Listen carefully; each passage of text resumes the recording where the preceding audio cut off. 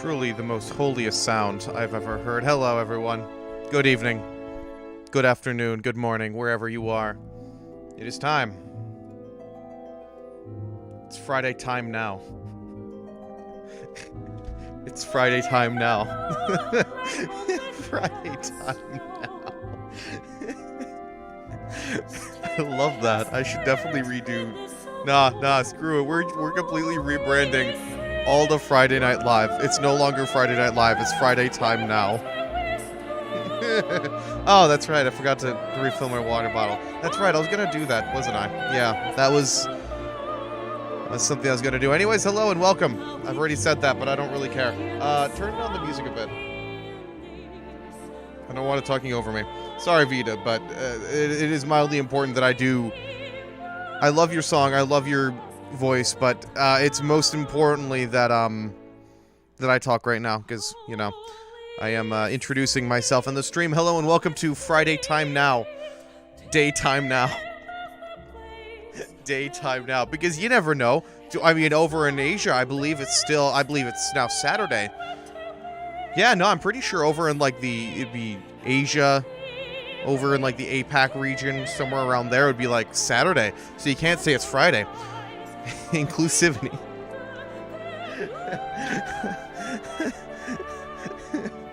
Oh, I'm not gonna lie, it's mildly tempting. But anyways, today we're going to continue with tradition. Well, not tradition. Why am I saying tradition? We're continuing off where I left off yesterday. Today we are doing.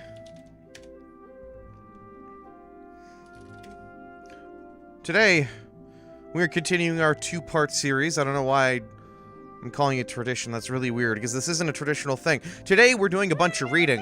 The time for talk is now. The time for talk, it is now. And that's what's really important. So today, we're going to be reading a bunch. No action, just talk. That's why I have such a beautiful song right now.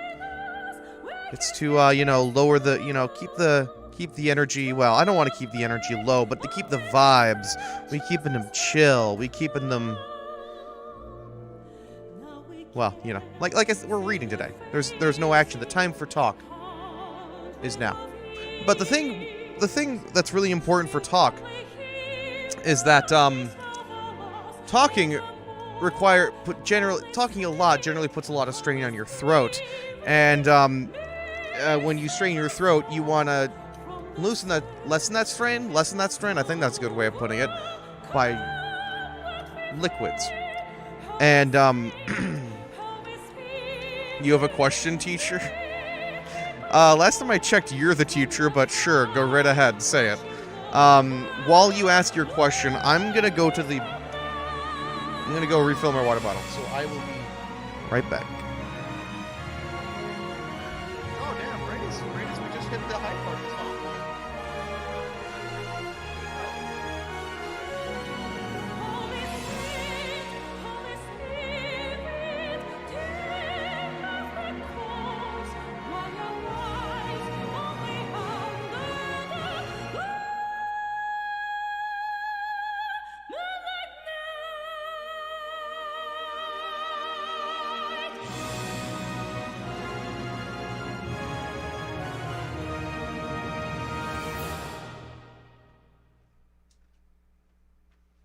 Actually asked your question, Pog. Wait, did the music stop? Did the song stop?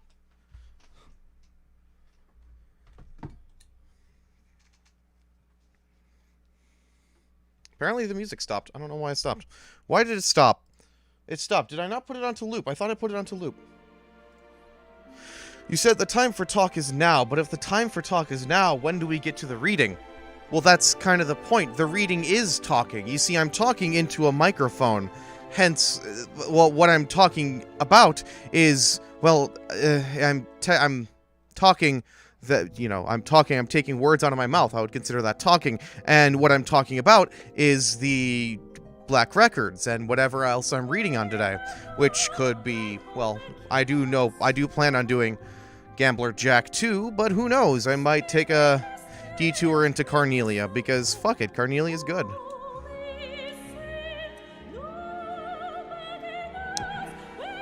Ooh, you have a statement to make. Well, by all means. By all means. Make it. While I'm talking about that, you know, I was, looking at my studio tab today. Well, one of them. I have, like, 4 or 5. 4. I have, like, 4 different studio tabs. Well, 5 if you include, 4. 4 that I generally look at. And it turns out, well, it's not a statement, but it's another question that... fucking ask it, then. I don't... Anyways, as I was saying...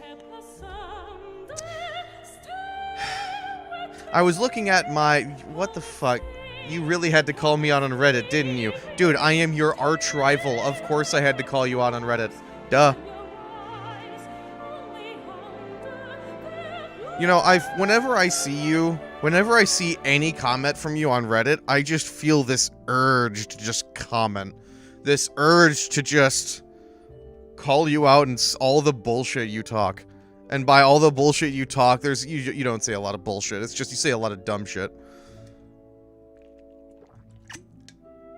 I just have this urge to make sure people understand that you're just as much of an idiot as you... You're just as much of an idiot as people think you are. As expected of your arch nemesis. As expected of your arch nemesis. Which is me, by the way. I'm his arch nemesis. Anyways, as I was talking about it, I was looking at my studio tab, specifically for the Matt Muzzin channel, and as it turns out, tomorrow is the 1-year anniversary for me releasing the Ladybug video. Oh my fucking god. Justin, I'm trying to say something. Can the proposal wait until I'm done making my point? Can it wait? My stream, my rules. I'm gonna make what I'm trying to talk about. So, tomorrow is the 1-year anniversary of Ladybug. The Ladybug video, the video that I spent 2 years making. That released 1 year ago. It's the 1-year anniversary. I have not watched this video since it released. Since I released it. So I figured, for the 1-year anniversary, why not live stream a live reaction? Me reacting to that video that spent me 2 years to make.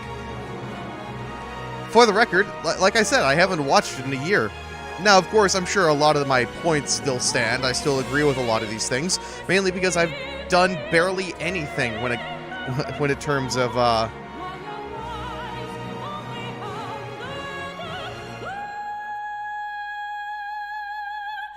take your place at our side, join Ouroboros, and become an enforcer. No. Fuck Ouroboros. Fuck you and Ouroboros. Ouroboros is cancelled. Ouroboros is cancelled. Fuck that. Fuck that. I don't want nothing to do with Ouroboros. So, as I was saying, the Ladybug video, I'm gonna watch the Ladybug video on stream. Specifically on the Matt Muzzin channel. Because, well, that's the channel I released it on, so naturally I'm gonna do it on there. I'm gonna try to do that on Monday. That'll be Monday's stream. If you don't know that channel, I'm pretty sure if you aren't subscribed to that channel, if you haven't watched the video in question, well, feel free to wait till Monday, or you can watch it before and you can ask questions about it. My plan is to take questions whenever I'm watching. I want to make different and random comments. I want to make different stories I have while I was working on the video. I'm pretty sure do I still have a lot of the files? I forget. I'm pretty sure I still have a lot of the files. Let me check here. I'm looking at my hold up. The Dragon Prince. Back when I was gonna make that video. Excuse me. I do still have these videos. I still do have the files. Oh my god, look at all this. Look at all these. Unfortunately, I don't believe I have any original... I don't believe I have any remaining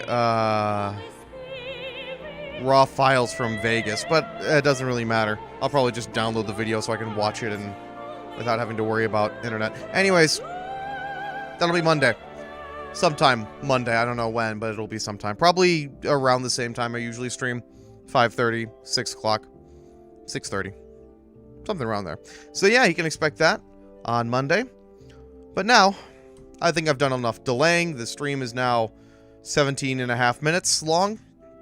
I think it's about time I start doing what we came here to do, mainly because Justin's finally in chat, so... Before we move on, though, I feel a sneeze coming, and I'm just gonna try to wait this out.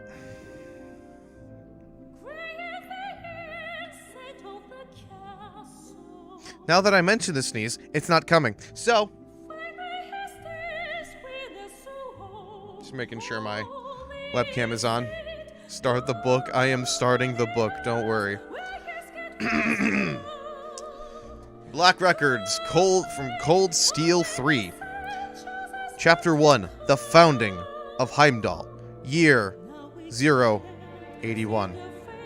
In the years following the Great Collapse, Adjudicator Arnor chose Heimdall as his base of operations from which he planned to rebuild the land of Erebos. Before long, the city became a pillar of the region, and following that, its capital. The citizens, however, continued to suffer in the harsh post-collapse world. They wished for a strong, caring leader to see them through these harsh times. It was in Arnor their wish was granted. After being recognized as Adjudicator by both holy beasts, he was the clear choice. He was crowned as Emperor and became the first of many rulers in the Arnor bloodline. Upon his coronation, members of the Septian Church were dispatched from Arteria to endorse the new ruler. The people of Zemuria had lost the objects of their worship in the Great Collapse. However, the Church provided them a new way of connecting with Aidios, faith. In addition, by recognizing the legitimacy of rulers across the continent, they strengthened the foundations of its recovering civilizations. In the 81 years of the Septian calendar, the third emperor, Scion Arnor, had a great cathedral built in Heimdall. The cathedral was to be a bastion of faith and would serve as a site to crown future emperors. But it also held a far more significant role. Unbeknownst to the public, an artificial primal ground was created below the cathedral, a replica of the one that existed below Arteria. Primal grounds, eh? Lower the music? I can do that. Wow, we are already at 12%. 12% volume. I think we could probably, I would say 17%. Because I don't want it to be too quiet. So primal grounds, those are kind of important. They're first mentioned in the... Ooh. I don't know where they're first mentioned. I don't know. They could have been mentioned in... As far as I know, it's either could have been Carnelia or it could have been... Sky 3. But, the primal grounds, those are usually places for, you want it quiet, but at times when the music gets louder, it almost sounds like it tops you. I don't doubt that. Yeah, yeah, that later part in the song, yeah, it gets loud. Yeah, where it's in that, yeah. No, the primal grounds, yeah, those are... Naturally, they would put that in because they want to be able to place artifacts in places. I don't really know the whole use of primal grounds, aside from the fact that it's, you know, to store artifacts until they can be taken to Arteria. That might be a reason to replay 3. Or actually play through 3, so I can actually learn the reason why primal grounds exist. Is there a... You think there's a, What's this?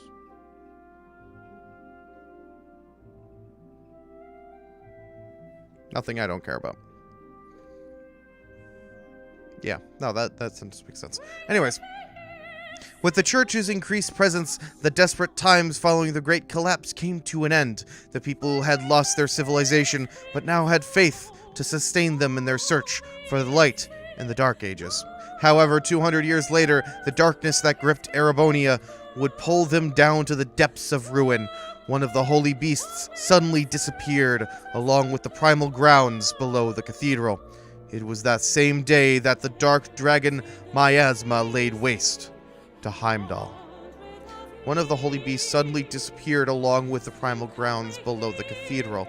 It was that same day that the dark dragon's Miasma laid waste. Huh.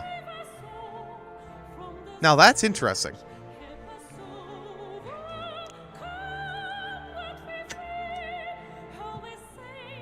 So, the only times I actually know of dragons in the series is that they're generally guardians. So the fact that there's a dragon here, a dark dragon that's attacking people, that's, you know, not usually what happens.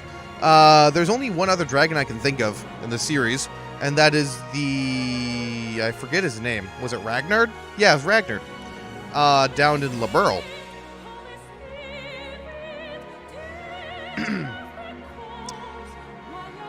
Yeah, I know. I remember the Dark Dragon. I'm trying to figure out if the Holy Beasts and this Dark Dragon have a connection aside from the fact that they exist, you know? And the fact that they...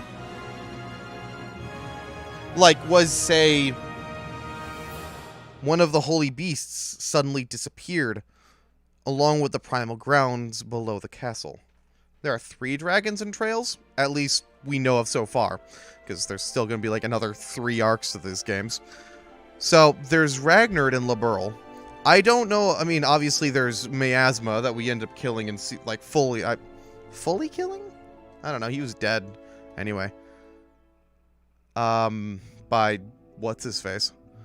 Who retook Heimdall after staying a shit ton of time in St. Ark. So one of the holy beasts suddenly disappeared. Let's see, there was mention of the holy beasts.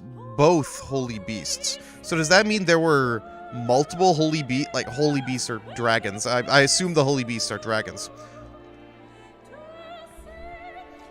Were there 2 holy beasts protecting Erebonia? The dark dragon Ragnar, and there's one more who lost its name, thus given the name of the Nameless One. Say more, but spoiler. Oh, so I was right. So the holy beasts are dragons. One of the holy beasts was Miasma. I see. So that means there's one more, the Nameless One. So that means the other guy, Ragnar, in Liberl. So we know that Ragnar was charged with protecting the Oriole, if I remember correctly.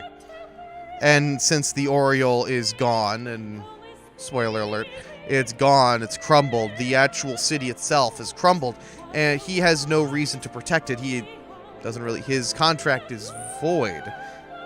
His words, I believe. So that means, I would assume this means the other dragons were protecting something similar. Another Septirian, maybe? I don't know of any mention of Septirian in Erebonia, but I wouldn't be surprised if there is. The Magic Knights. Ooh. I always wondered about these guys. Excuse me. The Magic Knights. Year 527. 150 years after the recapture of the capital by Emperor Hector. That's who it was. I remember Hector. Yeah, I remember Hector because he was... I don't know if it was his name that inspired the names of the soldats, but... yeah. Hector. Powerful families rose across Powerful families rose across the empire while the imperial power stabilized. Excuse me. The empire slowly took on the form of multiple territories. The nobles were The noble families were recognized by the emperor, and they soon began to quarrel over territories, starting many small-scale battles. During this time, great knights akin to Hector's Vermilion Knight appeared and were occasionally used in conflict. The Vermilion Knight was the Testarossa. Oh, yeah. That's right. In the battle against Miasma, when they killed it, the Testarossa became the evil. It was tainted. Became a demon. Kind of thing. And it only reacted to Arnor blood, if I remember correctly. Some of the noble families each received their own azure, violet, ash, silver, and gold knights. Gold? So, violet, that reminds me of the Palatinate Knight. Silver... Oh, silver, that's like the one that Steel uses. The Vermilion Apocalypse, that's what it was. Ash, we all know what Ash is. We should. The Crimson Calamity, that's what it was. The Gold Knights. Allowing them to wield overwhelming power, and determine the outcome of battles. However, the Great Knights were something of a calamity. Other powerful noble families were not in search of more power or Mira, but in search of some kind of resistance. Then came the mages' new creatures, golems born of magic, the Magic Knights. You imagine gold is auric? Violet was Palatinate. I had a feeling Violet was Palatinate. How many Magic Knights are there again? Not Magic Knights. Great Knights. That's what I was thinking of. Like many others, the mages were in pursuit of the glory of the ancient Zemurians, and were obsessed with recreating it, with Mira from the noble families and the help of a certain faction. Certain faction, eh? Certain faction. Several Magic Knights were created to resist the Great Knights. 7 Divine Knights? Oh, okay, so there's 7 of them. I was thinking there was a lot more. I was thinking like 12 or 13 for whatever reason. I don't know why. Which is weird considering you don't see that many of the games. Anyways. Unfortunately, these Magic Knights were imperfect. They had a critical fault of only being operable when Spirit Veins were activated. Luckily, Spirit Veins were always disrupted wherever the Great Knights appeared, so the Magic Knights became a successful resistance countermeasure. In the year 527, the first golem that was used as a basis for the Magic Knight was created by a mage serving a now extinct but formerly powerful northern noble family. Now extinct. Interesting. No, I don't know when these were written. At a height of 5 arge, this headless golem, called Oi Gadia, became a remnant of the mage's trial and error, and a prototype for later golems. Ooh, the Lance Maiden. Your girl. The Lance Maiden, year 942. 2 shadows wavered in the corner of a dark, underground room, lit only by a small bonfire. I see. You feel... I see. So you... I don't know who the fuck is speaking right now. I'm just... Fine. I see. So you feel an overwhelming presence, do you? A young maiden stood before the fire. The faint breeze passing through the underground blew her hair. Giving it the appearance of a flowing stream of gold, constraining with the massive silver lance she held in her arms. Oh, hey, Kirsten, what's up? Are you ready for a night of reading, a night of very calm storytelling? That's if you stay and listen. If you aren't, then by all means, you got other things you want to do. Anyways, Oh? Are you telling me you wish to turn your back before we have ever begun? If you are, then so be it. This is far beyond the power of mankind. A young woman with golden hair and red eyes, wielding a dimly shining staff, answered in an antiquated tone. The maiden shook her head and urged the woman to open the door before her. It bore the crest of a cross, surrounded by spirals. The maiden's name was Leanne Sandlot, the daughter of the Count of Lohengrin Castle in Legram. However, she would be remembered by history as the Lance Maiden. Raised in Legram, known for its masterful teaching of warfare, she displayed skill in the art of battle, far surpassing her age. At the young age of 15, wow, that is young. That is very young. She was already a match for the castle knights. Said to have a godlike mastery of lance on horseback, it wasn't long before she had completely surpassed the other knights in competitions, amassing a veritable mountain of laurels and awards. The country was amazed by this young girl's incredible talent. The tale of a maiden who was stronger than the knights, protecting her, spread, and people began to flock to her.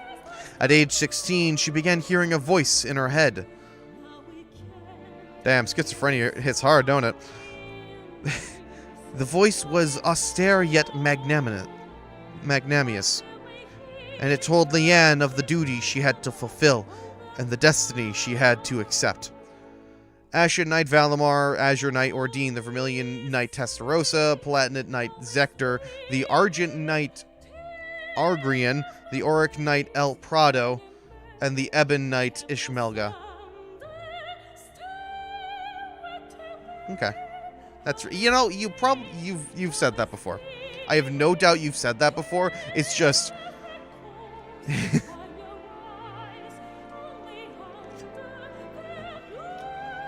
there's still so many fucking Cold Steel games to go through.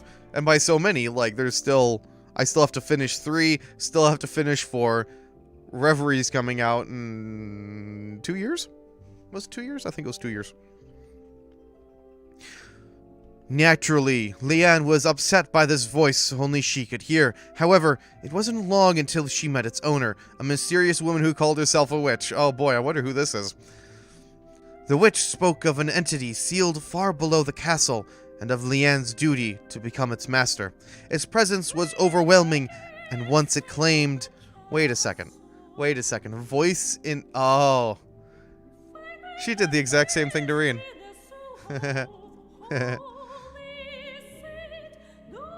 You still have to see the Awakeners for the Auric and Ebon Knight. Yeah, that sounds about right.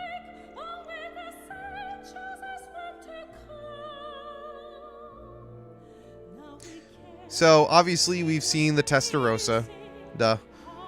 Palatinate, I believe, is... What's-his-face in the Jaeger King. Argent, I assume that means Argent is... Well... we're about to read about her. Though I imagine you're gonna go... Of course they're awakened fucking Hell Falcon.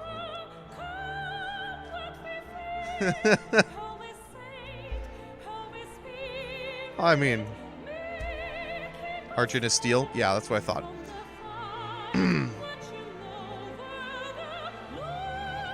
Yo, am I allowed... I'm gonna... Nope, sorry, wrong button. I just noticed something, and I just noticed something, and I'm gonna... Oh, it's gone. Okay, we're good. It took me way too long to realize. Don't ask me what that was about. Do not ask me what that was about. There was just something on screen that I don't think YouTube would have liked. Its presence was overwhelming, and once claimed, it would bring its wielder great power. Yet it also had the potential to cause great devastation. After much consideration, Leanne made the decision to undergo its trial. What was I literally told you. Do not ask me. Do not. It was her way of trying. Leanne, oh yeah, she made the decision to undergo the trial. It was her way of trying to bring an end to the Empire's conflicts. In addition, as long as she held this power for her own, the noble families would never be able to abuse it. The witch was surprised by Leanne's answer, but recognized her determination and spirit by offering to help her. Thus the door opened, and the Lance Maiden and the witch proceeded into the trial. 5 years later, the demise of the Emperor would lead to the beginning of the largest-scale civil war history has ever seen, the War of the Lions. Chapter 4, The Lionheart Emperor, year 994. Forgive me. You may leave now. Yes, sir. Please call me if anything happens. The head butler in his later years bowed before leaving. The other man sighed deeply as he lied down on the bed. He was elderly and sick. His well-trained body was as sturdy as a fortress, and very few would ever doubt the condition of his health. However, he was clearly aging, weakening, and felt his end looming over the horizon. The Lionheart Emperor, otherwise known as Dreikel's Riese Arnor. Riese? Is it Riese? Pretty sure it's Riese. He was the 73rd emperor and nearing the age of 70. After ending the 5-year-long civil war known as the War of the Lions, Dreikel's had been working tirelessly for 40 years. Although he was enthroned the year the war ended, he had lost his Nordic friends and parted with the witch. He and his vassals worked hard to restore the empire. I have no regrets. No need to worry about the children either. The Empress had also urged him to give up on thoughts of the past. She was the daughter of a marquis who was assassinated during the Civil War, and although she was much younger than he, they fell deeply in love, and she bore him 2 sons and 2 daughters. Although she passed several years earlier, their children remained healthy and should shoulder the burden of the reconstructed empire's future. The next generation is being raised well. In the first half of the war, his best friend, Roland Vander? No fucking way. Of course he's a fucking Vander. Gave his life to protect him, and now Arnor raised his son. The son was already in his 40s now, and he flourished as a martial arts master while serving as a military officer. Then there was Thor's military academy. He established the academy 20 years prior. It was a place for the best and the brightest, accepting students from various backgrounds. You'd be surprised. He smiled, thinking of his good friend that had fallen into the deep slumber at the end of the Civil War. The academy was constructed at the place where he now rested. These long years weren't for nothing then. As long as I can do that thing of being Adios comes for me, that is. He looked apathetically to the corner of the room. There waited the nameless darkness. Today it came to speak to him, begging pathetically, threatening with intimidation, subtle and inviting. He knew what it was, ever since that day 40 years ago when he took the throne. I suppose I should be happy the children and their descendants were not cursed. If he were not the man with a lion's heart, it would have surely been the start of an unbearable and suffering and despair. Dreikel's, an incredibly nostalgic and harmonious voice. I never know who the fuck is gonna speak. I never know who the fuck is gonna speak in any of these things. Long golden flowing hair suddenly appeared. I'm sorry, Steel. I got your voice wrong again. I get everyone's voice wrong.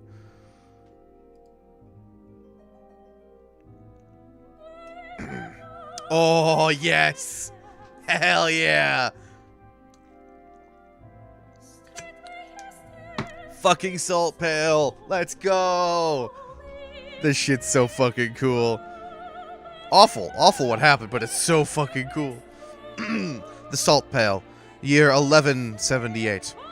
On July 1st, 1178, at 5:45 a.m., a great catastrophe struck Northumbria, then a principality in northern Zemeria. a giant white pillar suddenly appeared on the outskirts of its capital. Hal asked, "You'd like this title? Like this chapter's title? Are you saying it's not? Well, it's so bad yet so fascinating. I know. Oh, I love it." The pillar was composed not of snow nor ice, but salt. As such, it was named the Salt Pale. A storm of salt spread outward from it, solidifying everything it touched. Despite only lasting a few days, its effects were felt for months afterwards, as citizens fled south, seeking refuge. In the immediate aftermath of the catastrophe, the number of victims equaled about 1/8 of the country's population. That number rose to nearly 1/3 of the population with the inclusion of the victims in the days that followed. After the incident, the Septarian Church led evacuation procedures, provided aid, and employed hundreds from the Bracer Guild to help. In a short time, relief forces from Erebonia, Romaferia, Jurai, Liberl, and the Republic of Calvard had assembled in Northumbria. Meanwhile, the country's leader, Prince Balmond, who had fled to a neighboring country at the start of the catastrophe, had returned to rebuild the government. However, he was met with violence from the enraged citizens for leaving them behind in their hour of need. Was it who's the girl in CS3 who was was it Valerie? I believe it's Valerie. Was she related to Balmond, or was it just she was a noble associated with Balmond?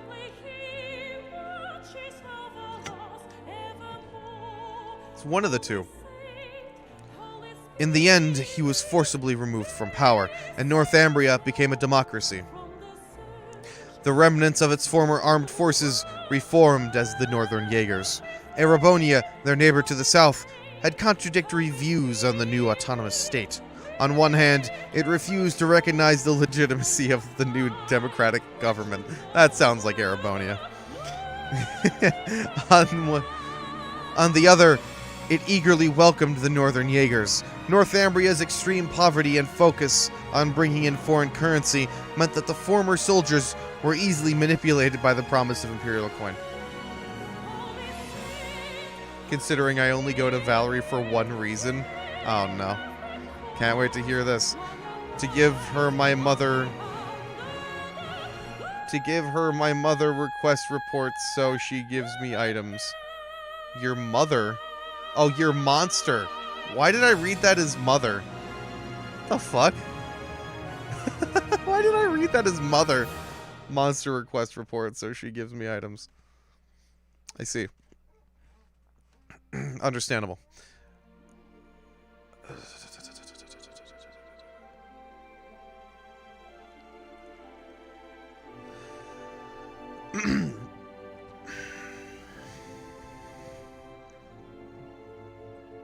Yeah, I gave Valerie my... It's like, yes, thank you. Thank you, Justin, for clarifying that. The Jaeger Corps went around the Empire, hiring themselves out to the nobility and newly developing businesses who are fighting over septium and natural resources. They turned out to be the perfect pawns for Erebonia to use in its proxy wars and internal struggles. Despite this, the massive amounts of Mira that flowed into the Empire helped save Northumbria from its dire straits. 27 years after the catastrophe of the Salt Pale, the Empire annexed Northumbria as reparations for the Northern Jaegers' actions in the Erebonian Civil War.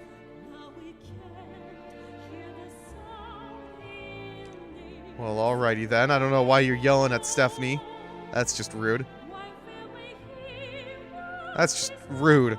I'll have you know, Stephanie Ndola is a very cute woman. I don't care if her name is a derogatory term. Oh, that's my mouse. I thought there was a little thing on my second monitor. That's my mouse.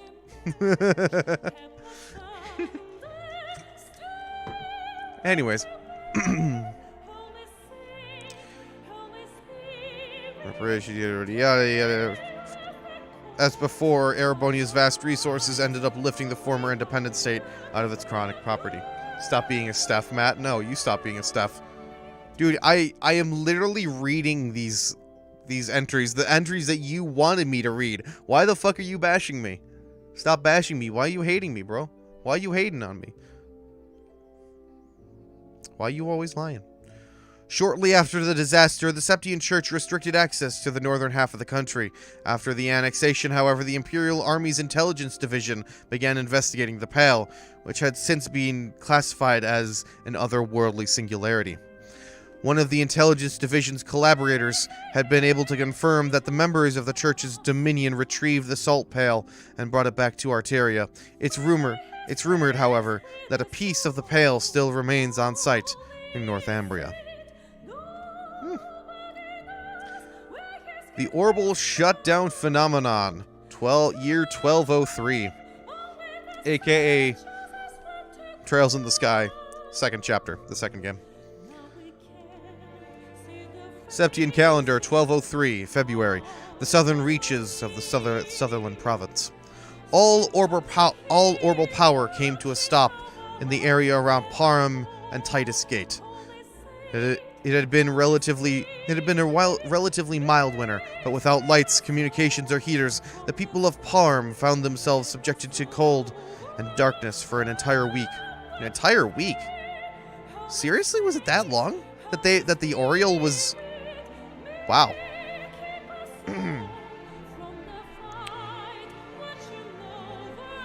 The Sutherland Provincial Army was called to provide aid. After a short investigation, the source of the outage was determined to be a city-sized airship that appeared over Valeria Lake in Liberl, the neighboring kingdom to the south. The Oriole. The floating structure had a height of 5,000 and a length of 3,000 arsh. The ancient Zemurian structure drew in nearly all orbital energy from the entirety of Liberl into itself. Thus, the southern reaches of Erebonia were affected as well. 3 days after the incident began, the Imperial Army's 3rd Armored Division moved with surprising speed from Dreknor Fortress to Parham, and then on to the Titus Gate, giving support to those affected along the way. Though the Army's orbital tanks ceased to function near the Empire's southern borders, they also had a large number of steam-powered tanks available. Using the combustion-driven models allowed them to get around without relying on orbital energy. Even the cannons themselves used gunpowder ammunition. Though it wasn't ideal, it was enough to allow them to respond to the situation. The leader of the 3rd Armored Division was Lieutenant Zex Vander. Lieutenant? Really? He was a lieutenant then. Huh. He's a general now, right? Pretty sure Zex is a general. A member of the family tasked with guarding the Imperial family, and a moderate in an army led mostly by warhawks. He felt conflicted as he led his division south into Liberalian territory. The government's stated reason for his current orders were to protect the citizens during the power outage and assist Liberl during the current crisis. The strange part was that the steam...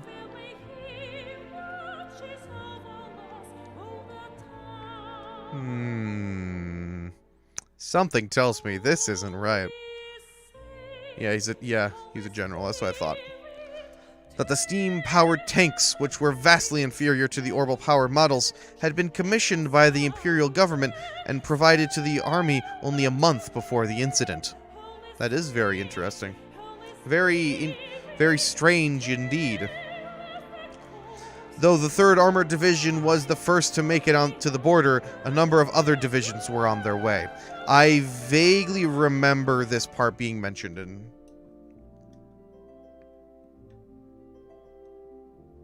Straight up standing on a tank, Craig the Red.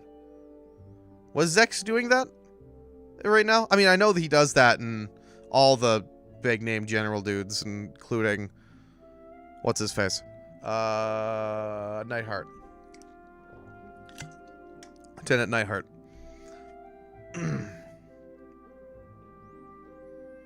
though the 3rd Armored Division was the first of a number of other divisions run this way.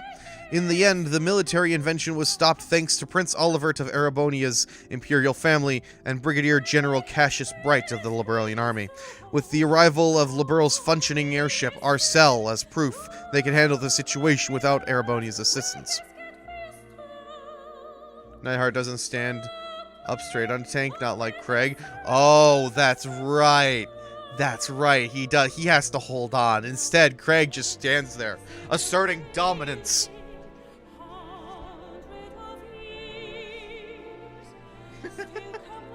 He just asserts dominance. Fucking love Craig.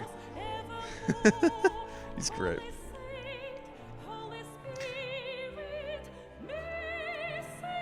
As orbital energy returned to the southern reaches of the Empire, it signaled the end of the tension between the two nations. Ah, yes, the end of the tension. Sure.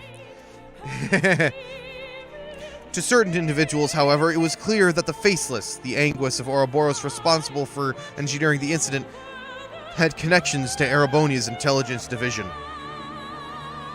The small autonomous weapons the Faceless utilized during this period time would later come to be known as combat shells. Oh. You think when Craig gets a BJ, he just stands there and asserts his dominance?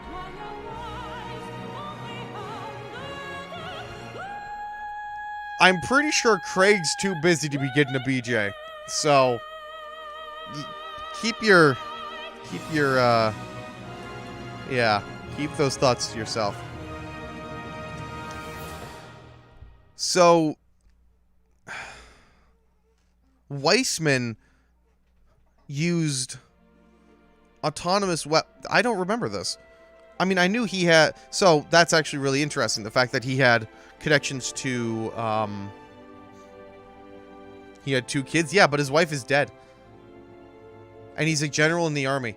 What do you think? Like, do you really think there's some woman sitting below his desk? Before, sure, maybe. But... That's not what this live stream's about. Anyways. So, I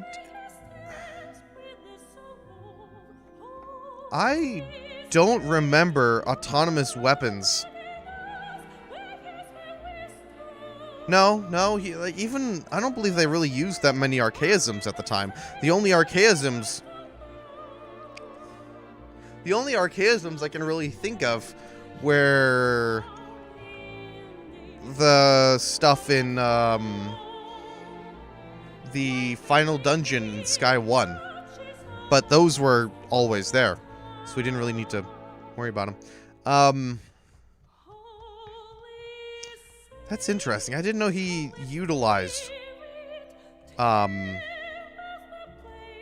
weapons. Interesting. Twilight begins.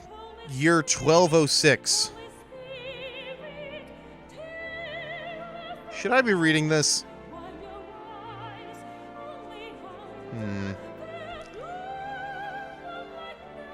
There are a lot of hyperlinks here.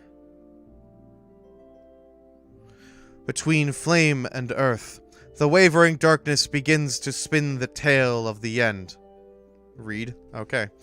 First, the conflict of the great gods of the second pillar. Second, the fusion of earth and flame and the completion of the 7 vessels. Third, the beginning of the 1,000-year city and the acceptance of the Graal.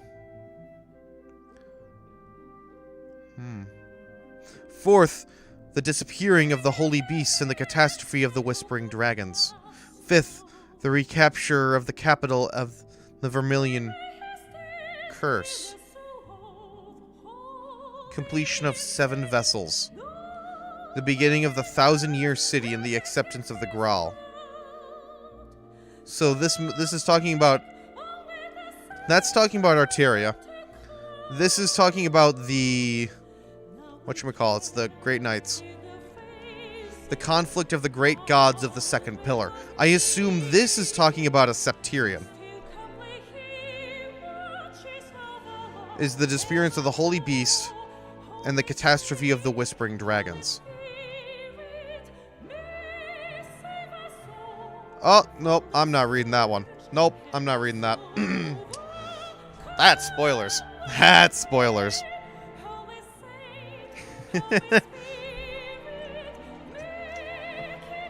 So this, based on what I saw of that, was the other dragon, the other holy beast. 5th, the recapture of the capital and the Vermilion Curse. Spoiler? Yeah, I kind of realized that after after seeing what I was reading.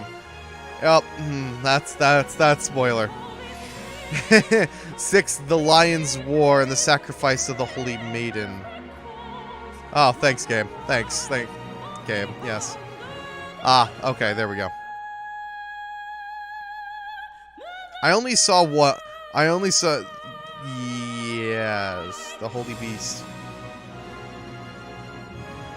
Both the same dragon. Huh.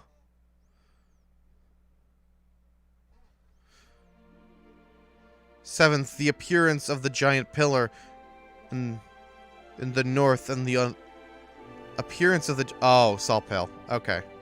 Thanks for specifying a lot of these things. Northumbria in the north and the unwanted child. Oh. Honestly, I was thinking of someone else. Not Weissman. 8th, the sacrifice of the village of the 100 Days campaign. That is, Hummel. 9th, the great blue tree to the east and the disappearance of the cursed castle. So the great blue tree, that's obviously the azure tree in Crossbell. The cursed castle is the infernal... Ah, yes. Thus, the 1,000-year-old wish was fulfilled. When the sacrifice is made and the ancient blood flows, the path to the Grawl of Erebos shall stand. Oh, so this place isn't talking about... It's Heimdall. Ah. The acceptance of the Grawl. Oh, I'm an idiot. Acceptance of the Grawl, the... Oh, fuck. The sacred ground. The sacred ground. The acceptance of the Grawl. That makes a lot more sense, actually.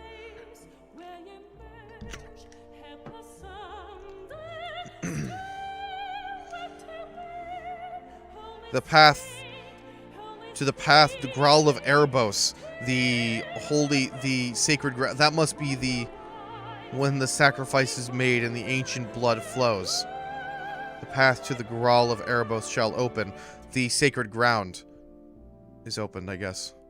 When the tainted holy beast is pierced by the blade of world's end, and its blood fills the Grawl, the great twilight shall fall upon the land.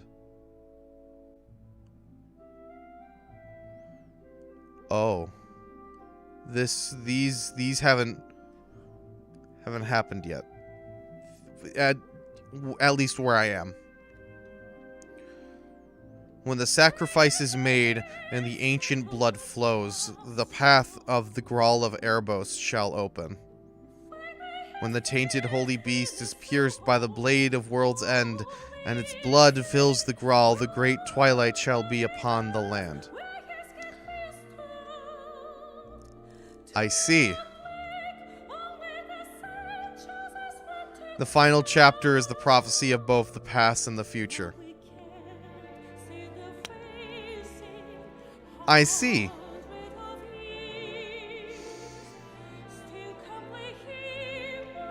Oh.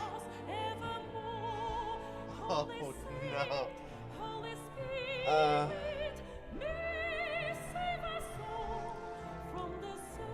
I hear everyone talking about how the ending of Cold Steel 3 fucking hits like a truck.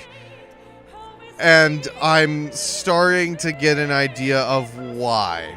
Just don't go over the blue names. Yeah, I kind of figured that out. Hence why I was circling and not hovering over them. There's a big reason why I was not doing that. Oh, this shit's gonna fucking hurt. Good thing The good thing is I should be able to order a new hard drive soon. So guess what I can do soon? Ba-da-ba-da.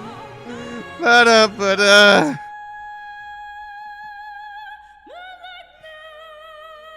Yo, Cold Steel is gonna fucking hurt. Oh, God. Oh.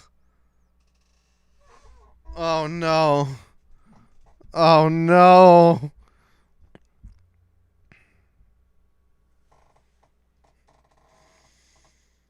Oh, no.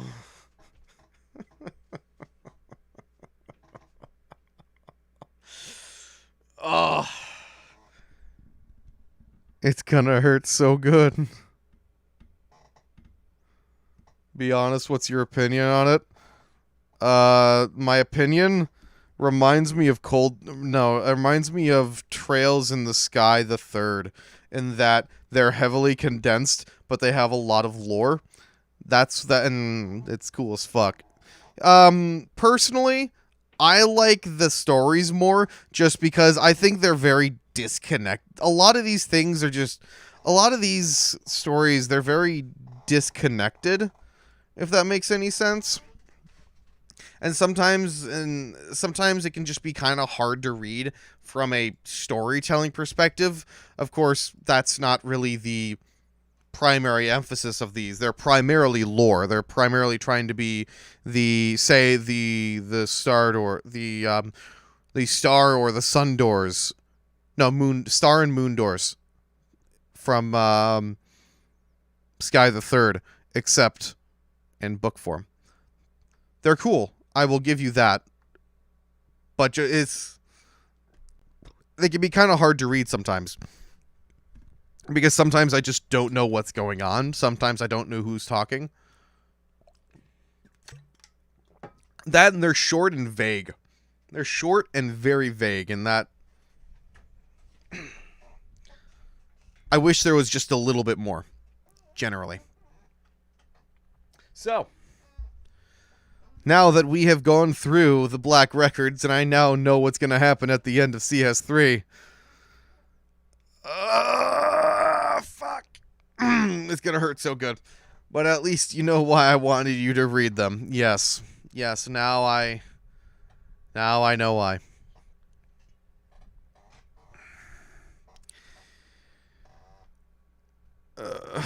Shit's gonna hurt, man. Oh, I know it's coming. Oh, fuck.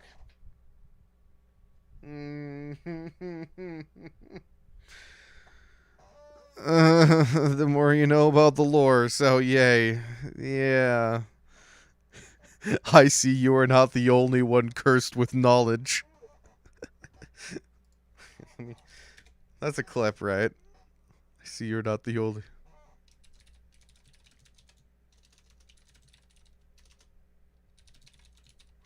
only one cursed with knowledge. Let me find it.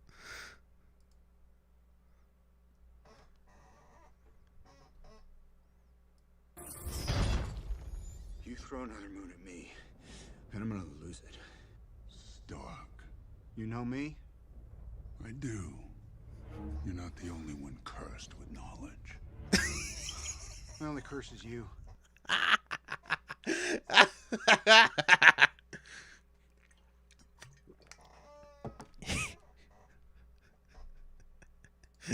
So many good memes.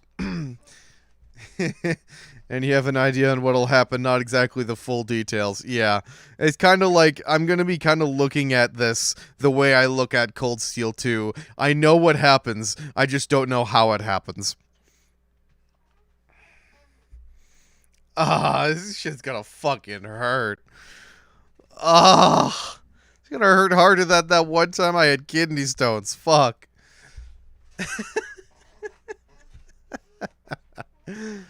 Alright. So.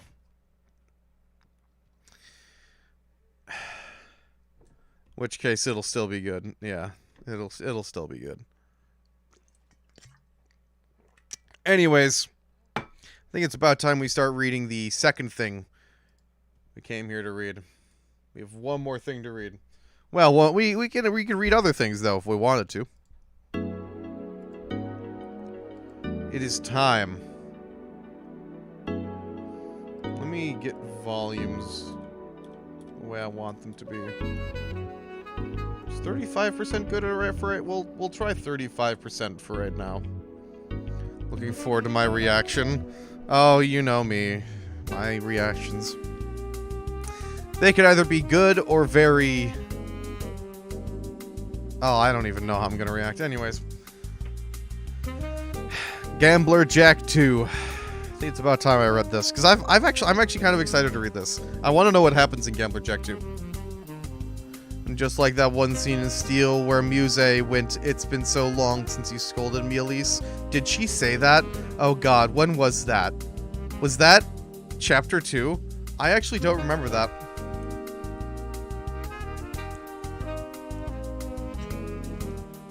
She did? Are you sure? Because honestly, that sounds like more of a thing that... Oh, well, no, actually, I should say both Alphen and Muse would say that. both Alphen... Was it 2? Yeah, because that's the only time I can really think of when Muse and Elise were in the same room together.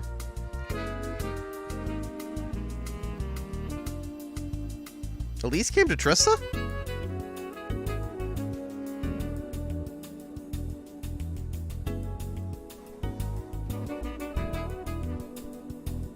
Oh, that's right, she did! That's right, she did. No, wait. That wasn't chapter 2, that was chapter 3!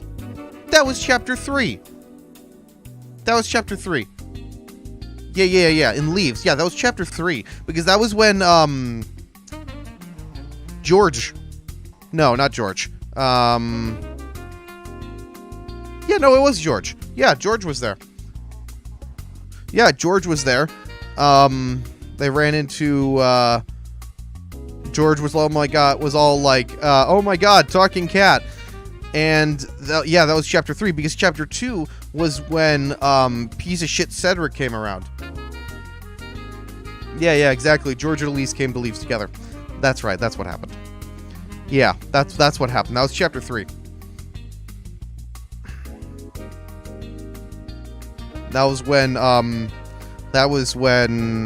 Aurelia threw a banquet together.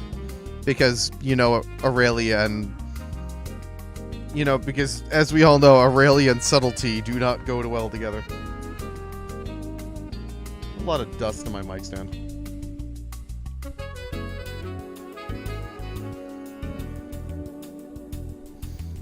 Just like how you didn't disappoint me then, I'm sure you won't disappoint now.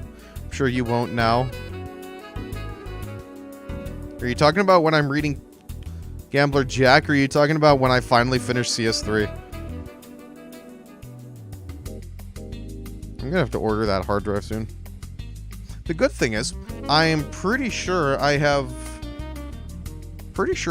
one that I could probably get. Let me see if I...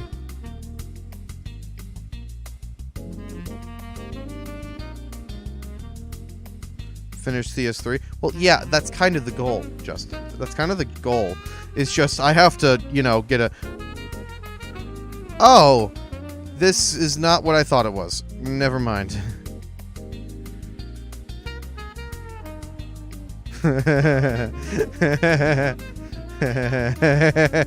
That's a great image. Aurelia goes with subtlety like nuclear warheads in world peace talks. You know, you joke around about that, but I remember I was playing a game of Civilization, and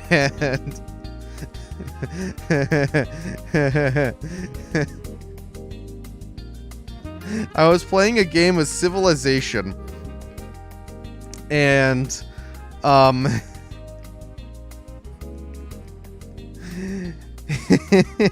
I had my in Civ 5 you have different advisors. You have an economic, you have a military, a diplomatic, and a science advisor. You have 4 different advisors. And your advisors can do a lot of different things. They can't really do anything for you, but they can give you ideas on what you should do. For example, the military advisor will give you ideas on the strength of another nation. Economic will give you tips about economy, and one of the big things is that the advisors their icons will appear next to things you can build in cities. They all have different icons, and they all will suggest, oh, build this for this reason. Well...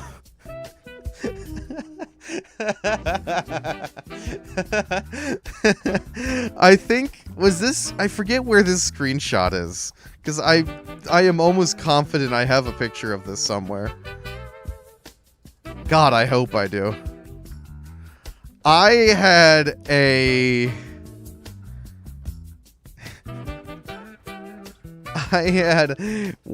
my foreign advisor once suggested that I buy nukes. That I build nuclear warheads. Oh, it was so good. I think that was on my old laptop, which sucks. But goddamn, that was such a good moment. Oh, I fucking loved that.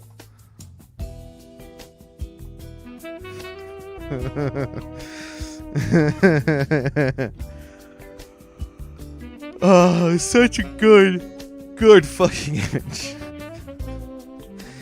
Let's see.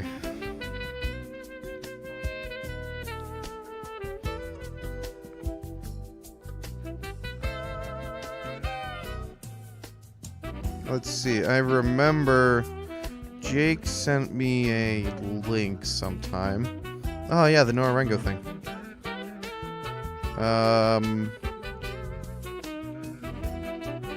Ah, here we are. Here we are. This is what I wanted.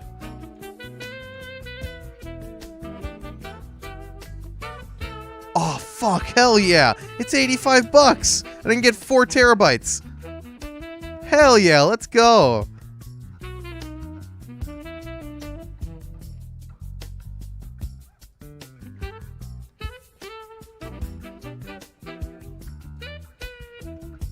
Hell yeah. Let's go. Wait a second. What the fuck? Oh, that's because it's... That's cool. I'm going to have to keep that tab open. Anyways. I'm going to pin this again, just in case. So yeah, I'm going to be doing that soon. Anyways. It's about time that I start reading. I've been delaying a long time. I want to read this. You ready? For Gambler Jack 2? Gambler Jack 2, Chapter 1, Jack and Hal. This song does not even remotely fit this.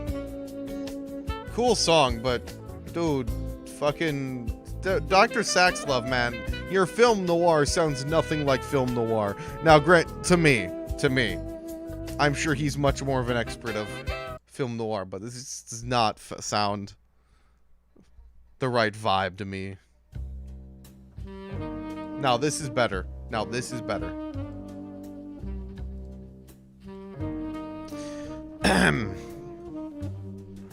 Chapter 1. Jack and Hal. The Calvert Republic. There's a city in this country, a place where migrants from the east have recreated their homeland down to the bright lacquered tiles, nicknamed the Eastern Quarter. It's a vibrant place, bustling and hot. The visible parts of the city aren't the only bustling areas either. The underworld is just as lively. For over a decade, the Eastern Quarter had been embroiled in a battle between old and new gangs. Half a year ago, the balance of power between the two changed significantly, all thanks to the outcome of a single game of poker.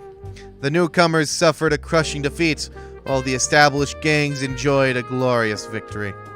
The two players in that pivotal game, however, cared nothing for the gang's territory disputes. The first was a man named Jack, a prolific gambler known by the moniker Victory Jack, but countless because of the countless wins he had to his name.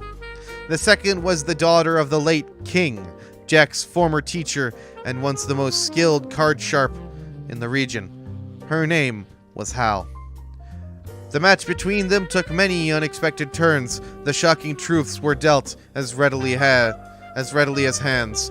The game eventually ended with Jack claiming the win, but Hal's loss also liberated her from the seedy underworld she had been drawn into.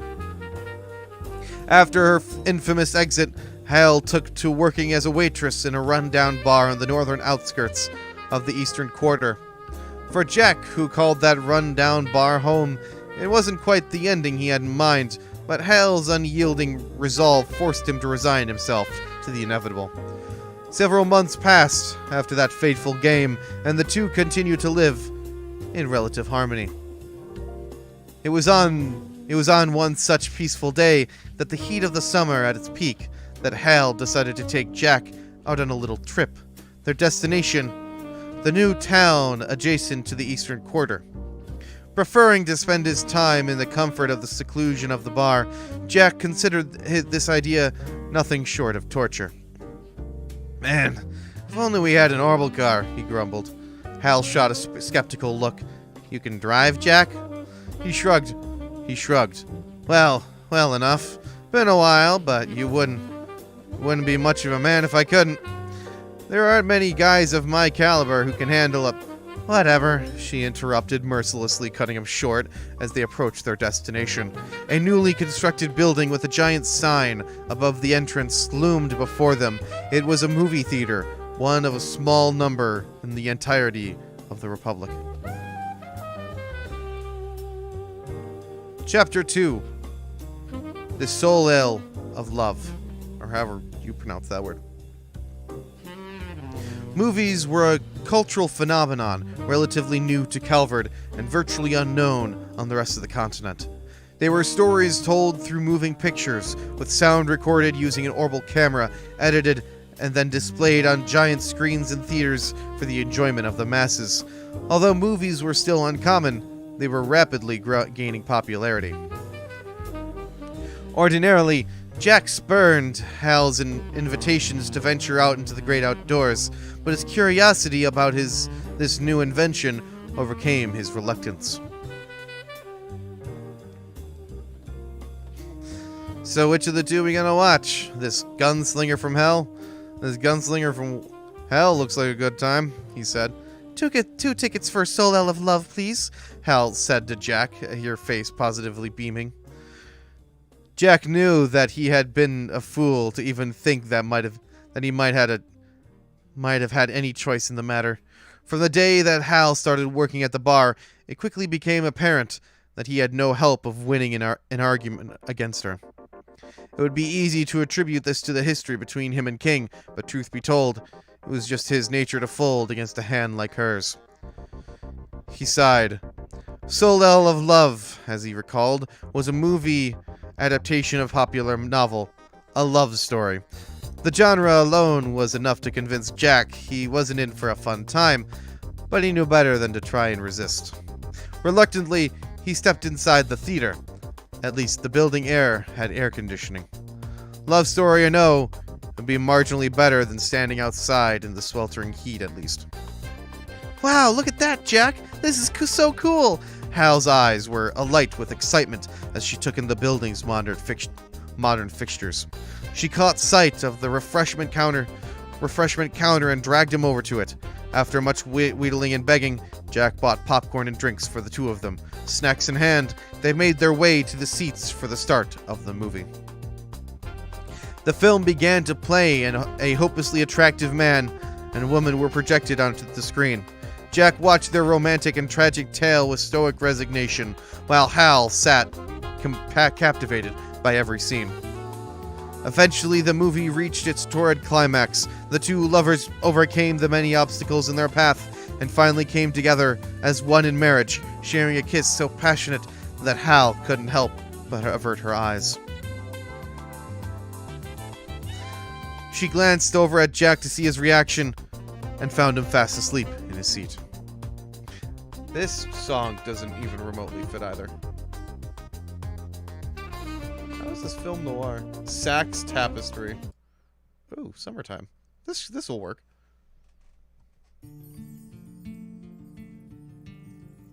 This'll work.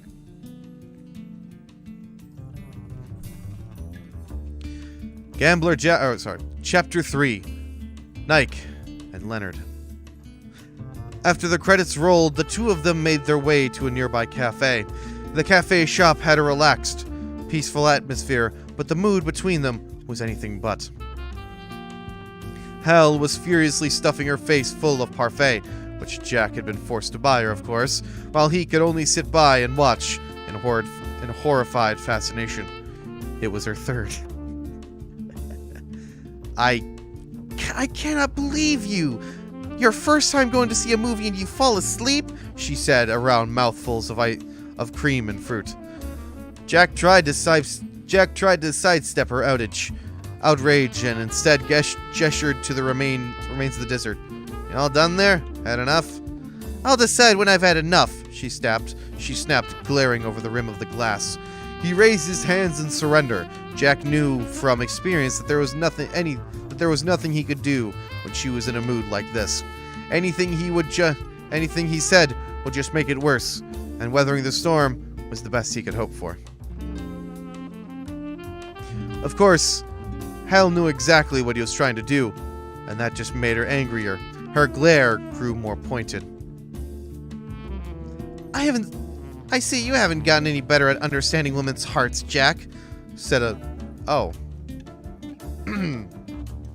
That's not who I thought it was. I see you haven't gotten any better at understanding women's hearts, Jack, said a female voice at Jack's elbow. He started. Oh, that's not even a...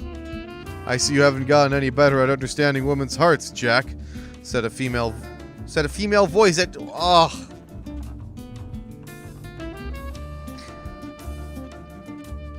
How long had she been standing there? He didn't know.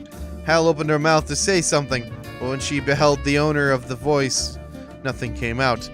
It was a woman in her late 20s. She had delicate, youthful features, yet exuded the allure of much more mature women. Her hair was wavy and platinum blonde, and she wore a glamorous red dress that was open at the front, displaying her generous bosom to its best advantage. It was a level of seductiveness Hal knew she would never be able to achieve. What had stolen her breath wasn't the woman's attractiveness, however. It was the fact that she was the very actress who played the heroine in the movie they had just watched. Hello there, the woman purred. The name's Nike, and I'm an actress, I suppose. It's nice to meet you, Hal. Nice to see you again, Jack. Jack squirmed under her dazzling smile. Do you know her? Hal asked.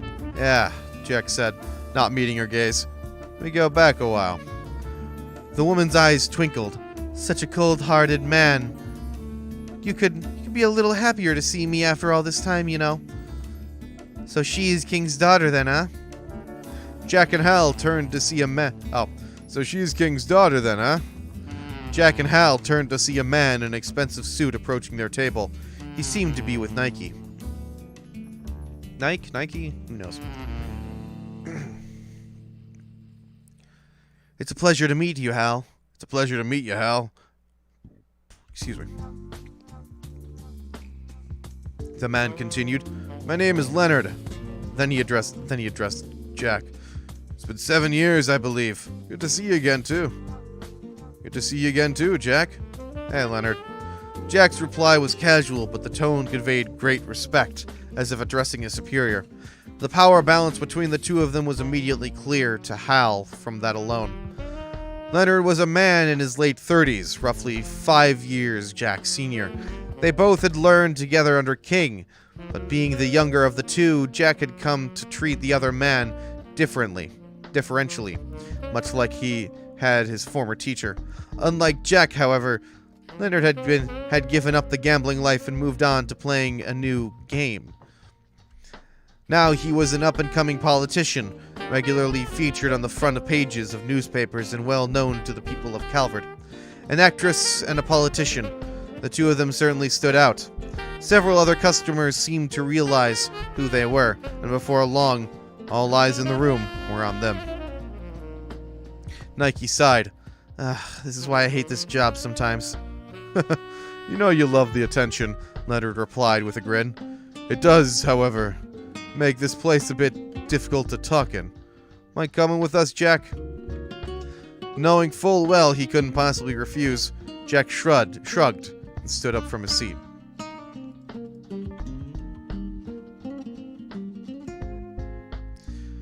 Chapter 4. The Race. Jack and Hal followed Leonard out and Nike out of the eventually found themselves at an amateur racetrack. It seemed closed for the day, though, and no cars sped around the grounds or crowds graced the stands. Hal gaped at the circuit. Wow, it's a racetrack! All the excitement that she had felt in the theater came flooding back. It had been years since she had visited one, and the memory of that trip with her father had grown very faint. Seeing this track was almost as if experiencing it again for the first time. Nike smiled at her enthusiasm. You're so cute, she said. Yeah, I can see why King doted on her so much now, Leonard replied with a nod. Well, seeing as you're here, want to see an actual race, Hal? Hal's eyes grew wide. Can I? Leonard nodded again. You can, if the man you're with says yes anyway. Jack shifted uncomfortably as all eyes turned to him. It was obvious that Leonard's true motivation for the invitation was to get Jack to participate, and that he had no qualms about using Hal to that end. King's other former student was still every bit the calculating man that he used to be, and that was something that Jack had never been good at dealing with. Still, he owed Leonard a lot. He had learned a great deal from his former teacher, but he had learned just as much, if not more, from Leonard. How to drive a normal car was just one of those things. While King had always been the expert on gambling, Leonard was the authority on sports and all other forms of entertainment. Leonard turned to Jack. I was really happy when I heard that you'd gotten a bit of fire back that game against Hal. I thought you were a lost cause when King died. All those years wasted rotting away. He gestured to the track. I want to see the victory Jack I used to know again. So come on, show me. Jack shrugged. Well, if you insist. Haven't been behind the wheel in quite some time, though. So I hardly think I'll be a worthy opponent. That's my man. Challenge accepted. The pair set about choosing their vehicles. Leonard, it seemed, was a friend of the track's owner. Not only could they choose whichever cars they wanted, but they had an entire racetrack to themselves as well. I'll go with this old Vern model, concluded Jack. Leonard laughed. I'll use one that has the same specs then. Wouldn't want you to have an unfair advantage against you. Cars decided. They moved to the starting line, where a delighted Hal was to give the signal. On your marks, get set, go! And they were off, Leonard in the lead and Jack following. In the past, the two of them had always been equally skilled at driving. In their race, their cars also had roughly equal specs, so the odds of Jack being able to catch up on any of the course's straights were practically zero. As such, the outcome would be determined by how he fared on the course's 3 turns. The first corner came. Jack kept his foot on the accelerator until the last second, realizing a seize to overtake. Leonard, however, responded by doing the same and denied Jack his chance. The second corner came. Jack followed the bend, conserving as much of his speed as possible, but Leonard maneuvered to block him, and he was forced to remain in second place. The third corner came. The last of the corners was a sharp hairpin turn, a fitting final battlefield to determine the outcome of the race, and it was here that the tides turned. Whether it was due to overconfidence from his earlier domination was unclear, but Leonard made a minor mistake that Jack was able to take advantage of, and he seized the lead. All that remained was the straight to the finish line. In the distance, Jack could see Nike, racing flag held casually in her hands. Seeing her, he unconsciously loosened his grip on the accelerator. Leonard surged past him, and he was victorious. The race was over. Hal came rushing over to Jack and greeted her with a bitter smile. She clapped her hands together. You did really well, Jack. It's just a shame you got past at the end. Leonard and Nike joined them. Nike's expression was impassive, but Leonard's was livid. You held back again, didn't you? He said. Jack hesitated. No, He hadn't done it on purpose, but he realized that Leonard was right.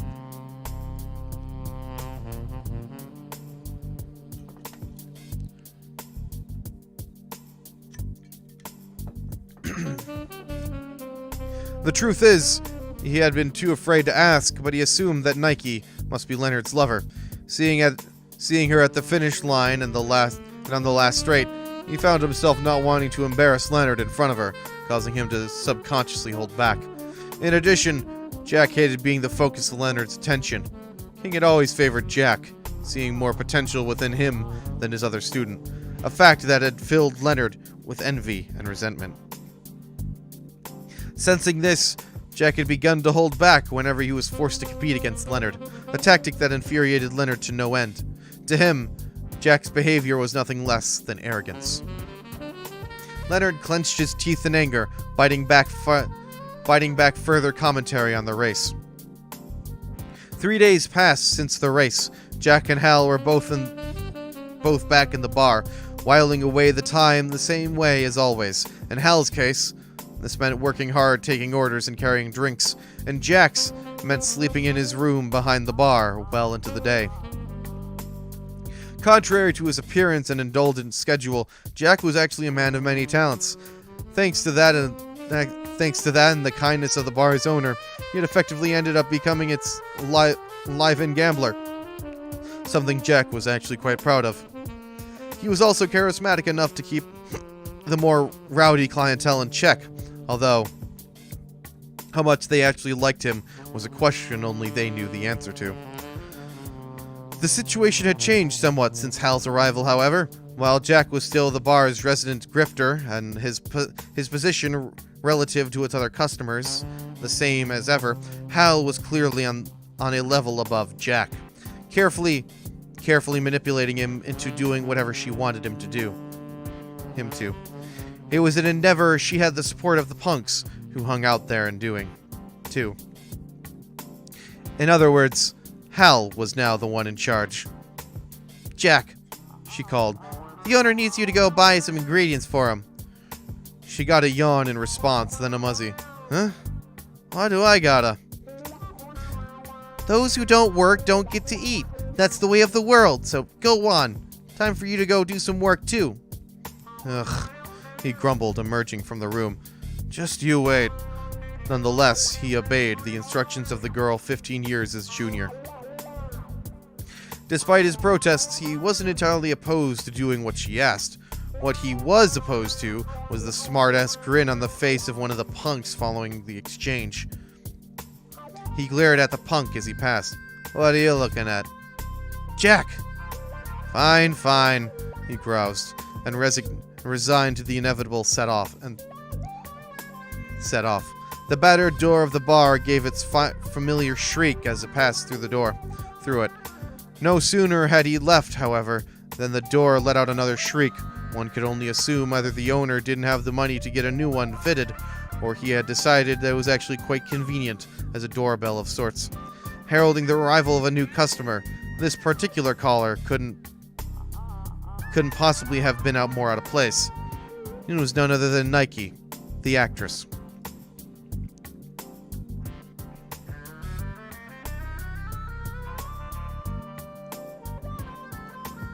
Chapter 6. Women. Welcome to our Nike? Hal gaped at the woman. I can't believe you really work in a rundown place like this now, Nike replied with a laugh. She sauntered over to the counter and claimed one of the seats in front with an ease of the regular. Silence permeated the bar, booze forgotten as all eyes drank inside of her. Good to see you again, she said to the owner.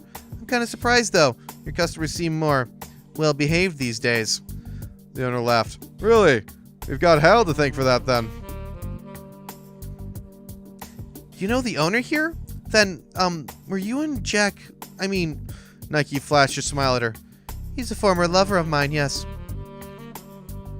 Hal was stunned into silence by the response. It wasn't as though she hadn't thought of it to be the case. She just hadn't expected Nike to admit the truth so freely. Nike giggled at the expression on her face. That look of surprise is really cute, too. Maybe you should try becoming an actress yourself. I definitely think you've got the potential. Really? Hal gave a nervous laugh. I'm pretty sure I'm not cut out for it. Her usual confidence deflated under the playful gaze of the older woman. She might have no problem bullying Jack, but Nike was another matter. She hesitated. Deep down, Hal had a lot she wanted to ask about Jack and Nike's relationship with one another, but she couldn't bring herself to do so. As if reading her thoughts, Nike's perfect smile widened. I don't mind answering your questions, she began, but it's no fun if I just tell you everything, so why don't you make a little wager? If you win, I'll tell you what you want to know. But if I win, I've got something I want to ask you. Exactly what someone like Nike would have to ask for someone like her. Hal couldn't fathom. Exactly what someone like Nike would have to ask someone like her, Hal couldn't fathom. But she wasn't the type to back down from a challenge when it came to gambling. She took after her father in that regard. They decided on cards, a game of blackjack. Nike seemed unconcerned when Hal confessed she was rather good at it. Despite being a mere 15 years of age, Hal was nothing short of a genius when it came to gambling. Part of it was due to the incredible amount of dedication she had poured into acquiring her skills, but it was also thanks to her exceptional memory. Her powers of recollection were so great that not even her father nor Jack could compare. That, more than anything, was her greatest weapon. It also allowed her to be an expert at card counting, an ability that let users almost predict the cards in the next hand by remembering all previous cards used in the game. Blackjack in particular gave card counters a significant advantage, making it a game that Hal had always been especially skilled at. The game began. Watching Nike, Hal quickly came to the conclusion that Nike wasn't used to playing blackjack at all.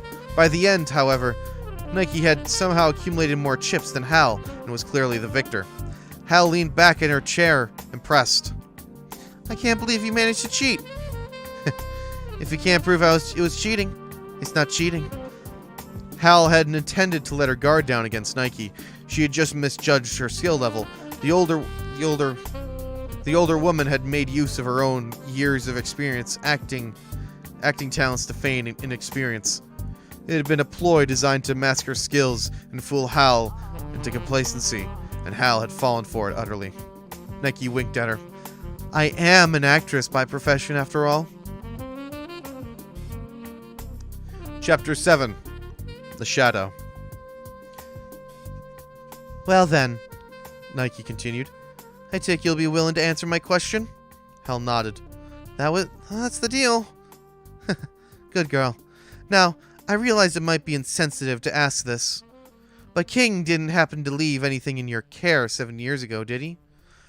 Hal cast her mind back to her last memory of her father, and felt a slight twinge of sadness thinking about what had happened to him. After it, the pain of his loss had subsided since she met Jack, and would likely continue to do so, but it would be a lie to say that it had completely gone. She racked her brain seeking an answer to Nike's question, and quickly realized that the other woman was probably asking about the jeweled Eastern-styled necklace she wore around her neck. This, Hal said, showing her the pendant. He gave it to me when he came to visit me for the last time. Nike was silent for a moment. Thank you. That's all that I wanted to know. She rose from the stool. Well then, I suppose I should be going. I wouldn't want to keep Leonard waiting. Her farewell said, she handed a tip to the bar's owner and exited with a beguiling sweep through the door. The punks watched her departure in silence, none daring to break her spell even after she was gone. After Nike had left, Hal resumed her usual work. Time ticked by as she swiped down tables and busied herself. She sighed. Jack sure is late. It had been almost an hour since he had left to run his errands. She wasn't concerned about him, though. She had better boots that he was just off somewhere slacking or messing about.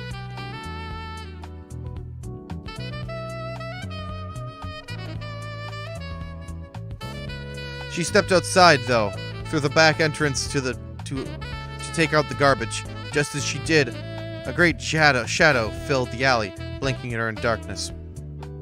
Hey, guess who's back? Hey, guess who's back? came the loud call of none other than Jack. His voice was almost drowned out by the shriek of the door as he flung it open. One look at him proved Hal's suspicion on his tardiness correct. He had far more shopping bags than he should have. Huh? Where'd Hal go?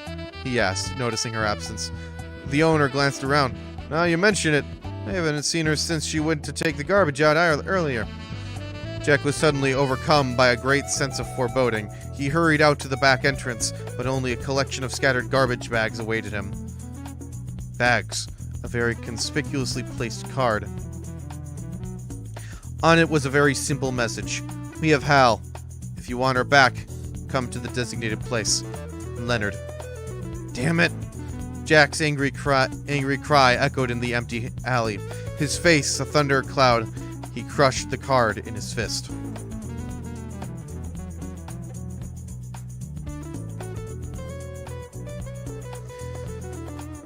Chapter 8. Black and White. Question? What's your question, Justin? Chapter 8. Black and White. The designated place alluded to on the card. When Steel 2 stream again?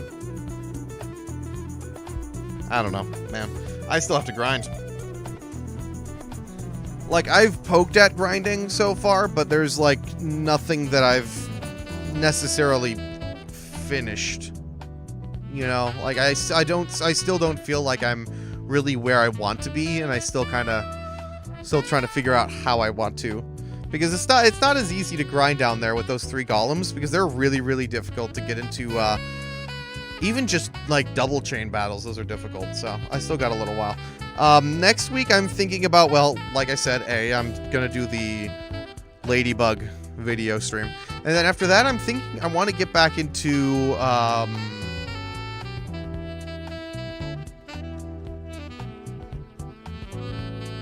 you know,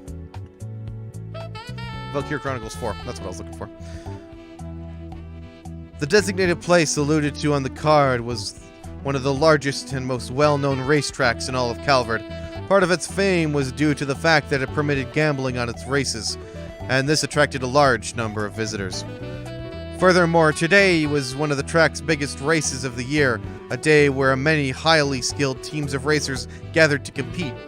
It was a popular event, and the number of spectators was even greater than usual.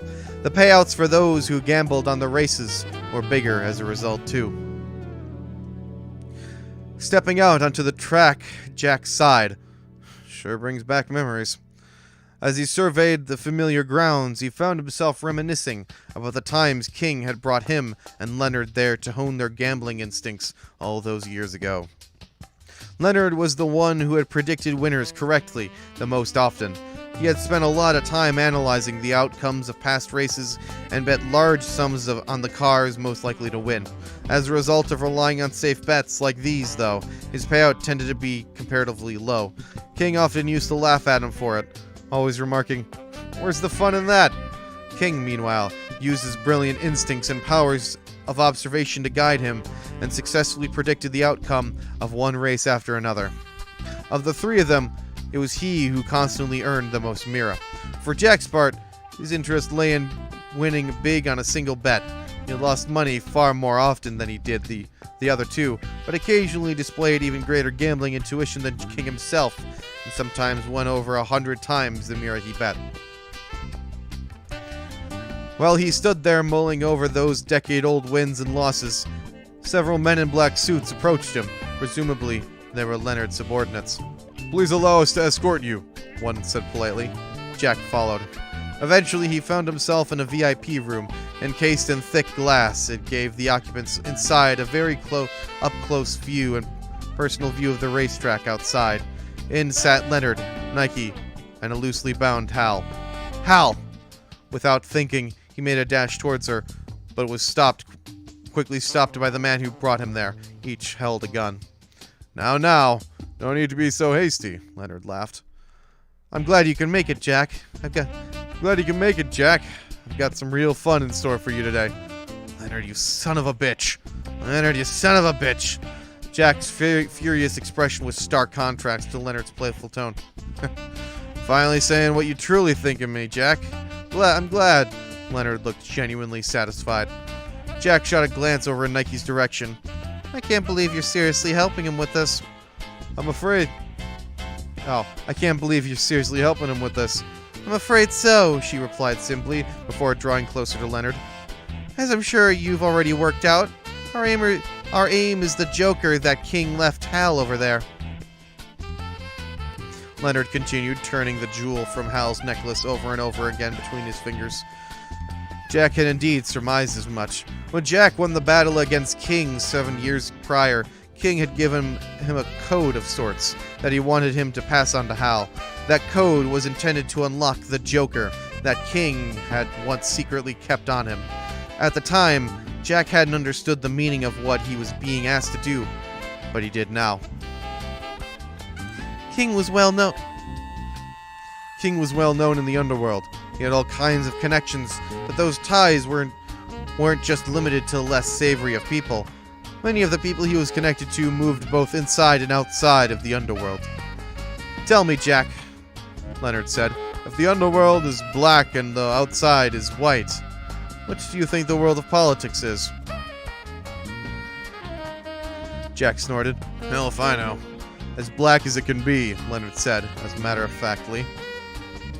He made an offhand gesture. King was a smart man, a calculating man. This jewel here, this is a memory quartz, and one full of information on the people he knew.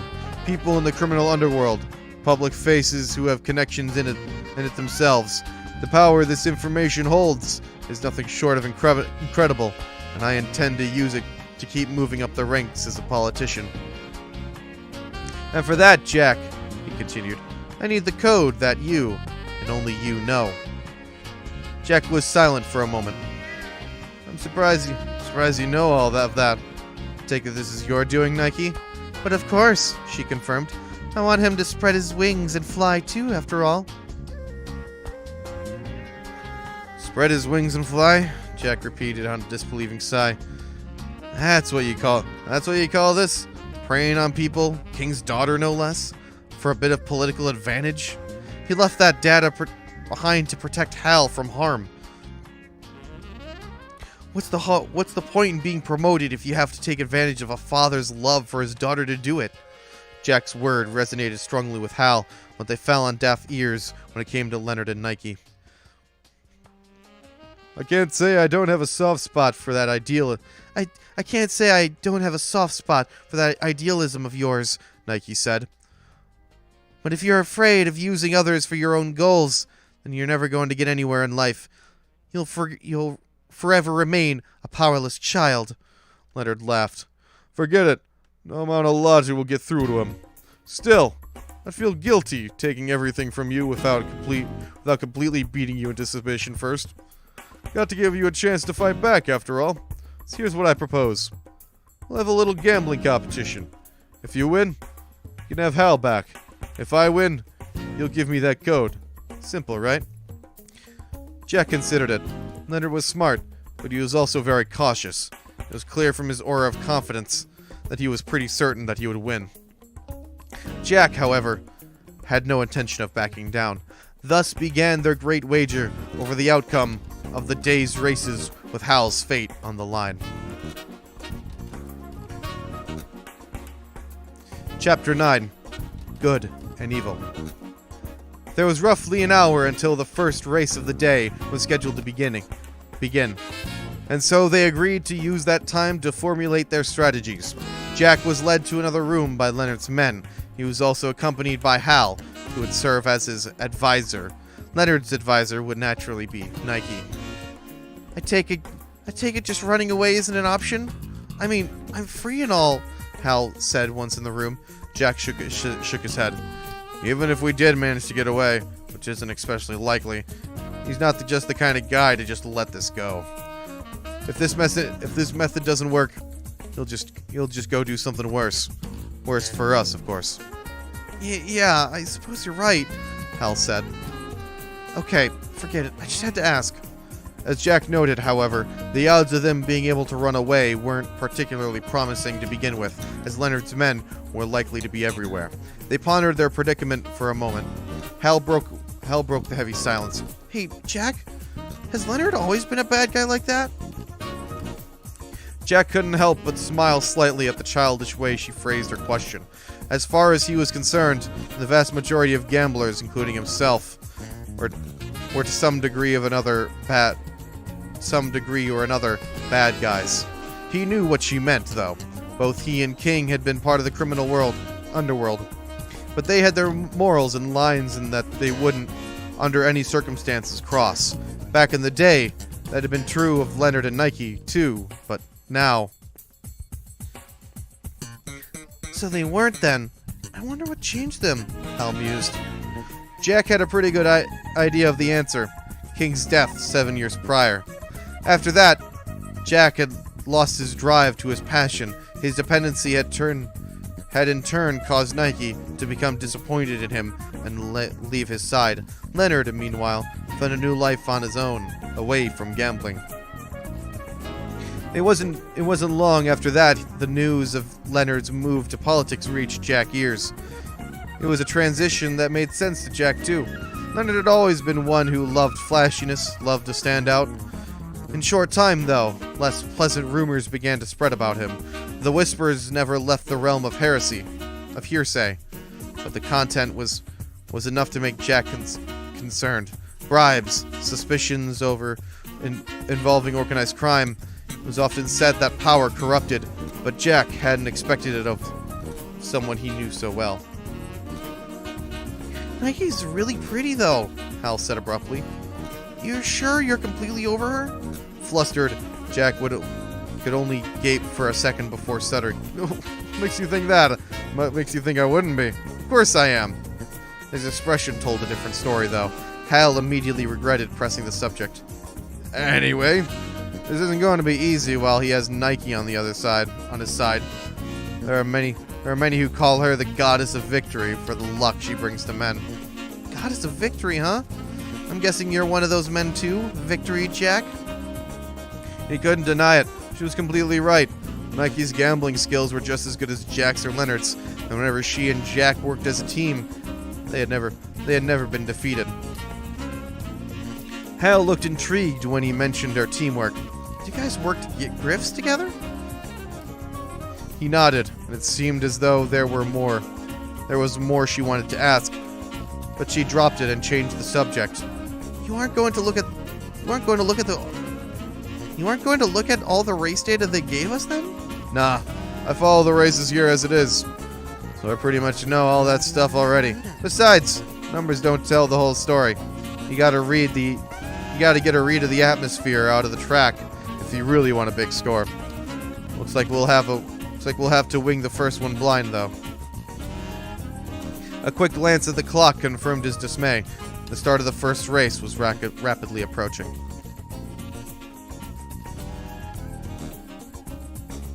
Chapter 10. The rules. 15 minutes before the race was scheduled to start, Jack and Hal made their way back to the VIP room, where they came face to face with Leonard and Nike again. The rules of the competition were simple. Each side would begin with 100,000 mira. For each race, each side must purchase one betting ticket, no more, no less. Furthermore, 12 orbital cars would compete in each race. The types of betting ticket available, meanwhile, were as follows. 1. Show. To win, the chosen car needed to come in first, second, or third. This bet had the highest chances of winning, and as a result, the payout was the lowest as well. 2. Win. To win, the chosen car needed to come in first. This bet was less likely to be successful than a show bet, but still relatively likely compared to the others. As such, the potential winnings were relatively low. 3. Exacta. To win, the chosen two cars needed to come in first and second place. The bettor had to also accurately predict which came first and which came second. This bet type was was one of the more difficult ones, and as such, potential winnings were relatively high. 4. Trifecta. Similar to an exacta, except the bettor needed to predict in order which cars would come in first, second, and third. This bet was the least likely to be successful, and therefore paid the highest dividends.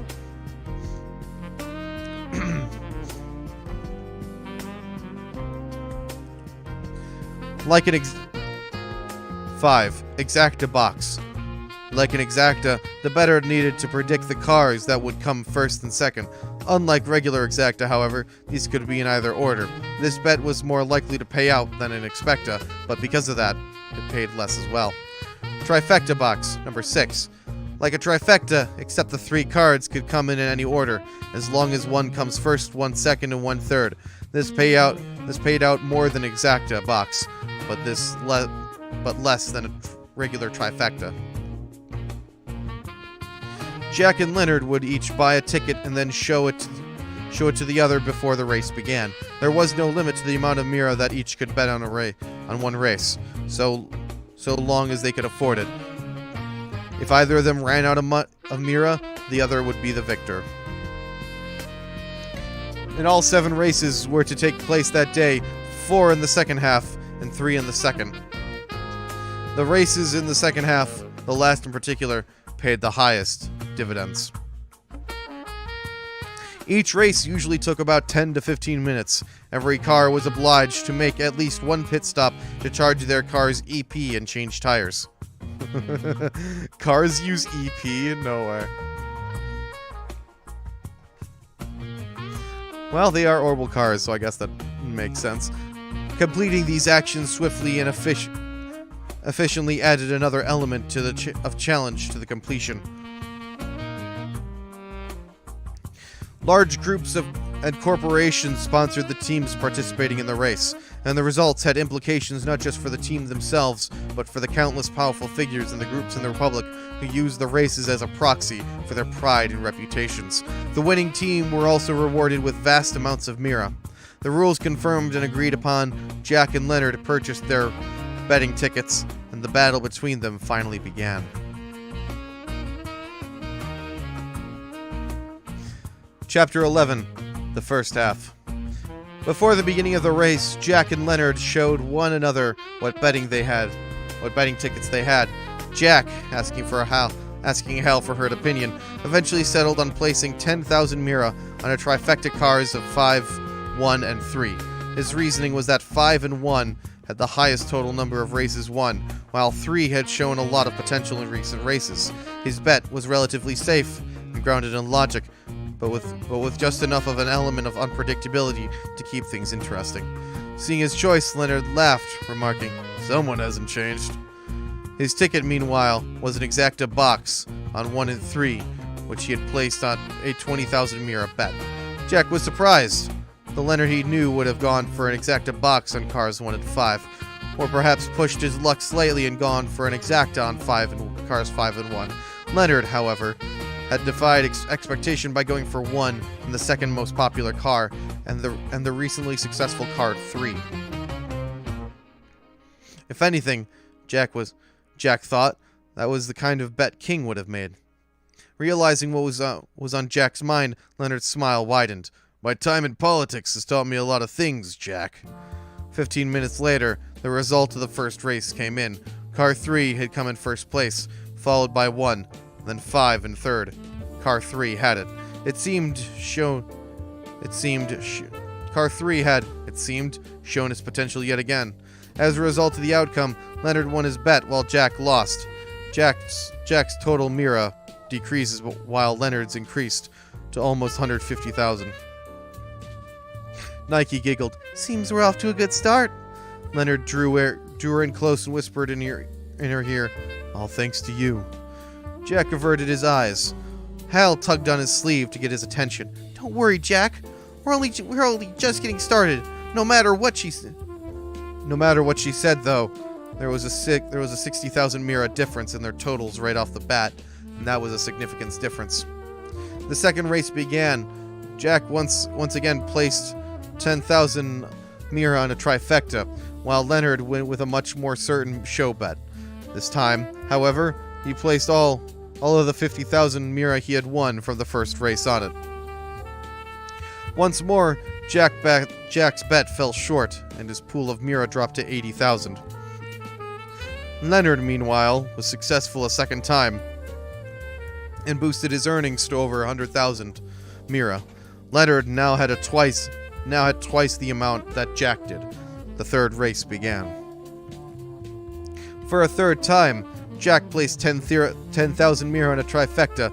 Leonard went for a slightly risky bet than usual and wagered 20,000 on an exacta. This time, both men lost their bets. Finally, it was time for the last race in the first half to begin. Jack, seemingly undeterred by his continual losses, once again staked 10,000 mira on a trifecta.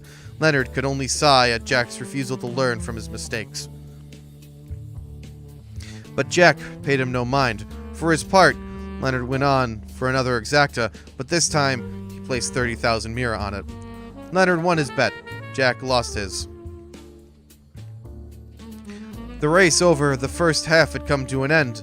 Jack was left with only 60,000 mira, while Leonard had increased his winnings to over 240,000 mira, roughly 4 times the amount Jack had left. Luck sure seems to be on my side today, huh, Jack? Leonard taunted. Jack said nothing.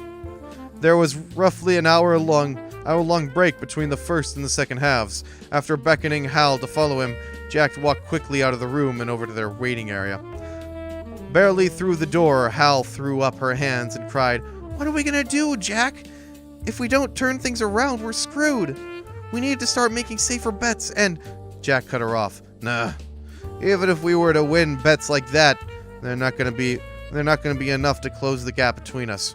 And as soon as we start thinking like that, this gamble's as good as lost." "Well, sure, but still..." Contrary to Jack's seemingly casualness, however, he didn't really have any better ideas than Hal did. He was racking his brain for one just as much as he was.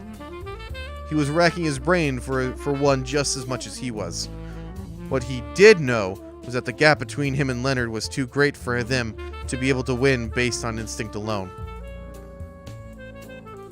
Hal suddenly brightened. Oh yeah, I did notice something that stood out in the race data. As a general rule of thumb, betting on popular and proven teams tended to lead to relatively low payouts if they won, while unpopular and generally unsuccessful teams gave much greater payouts. Races held at this track were somewhat different, though. In particular, major events, like the one currently underway, had higher than normal payout rates, meaning bettors received much more than they generally otherwise would.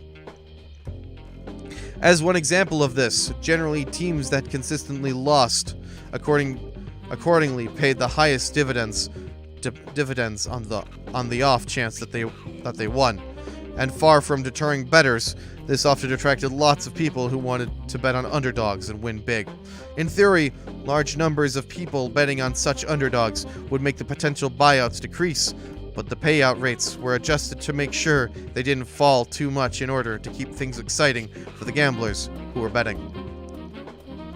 Even factoring in all of that, Hal went on. There was one team whose potential payout seemed odd.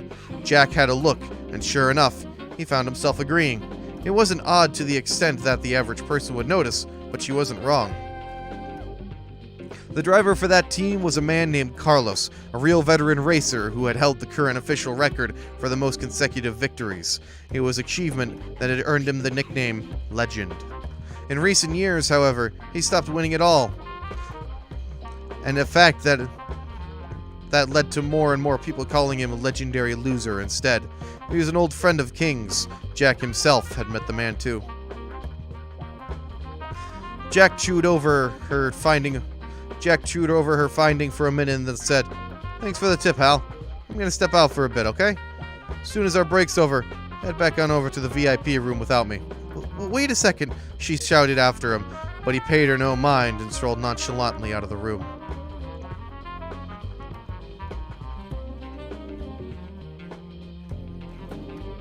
Chapter 12. the second half. 10 minutes before the start of the race, Jack had yet to return.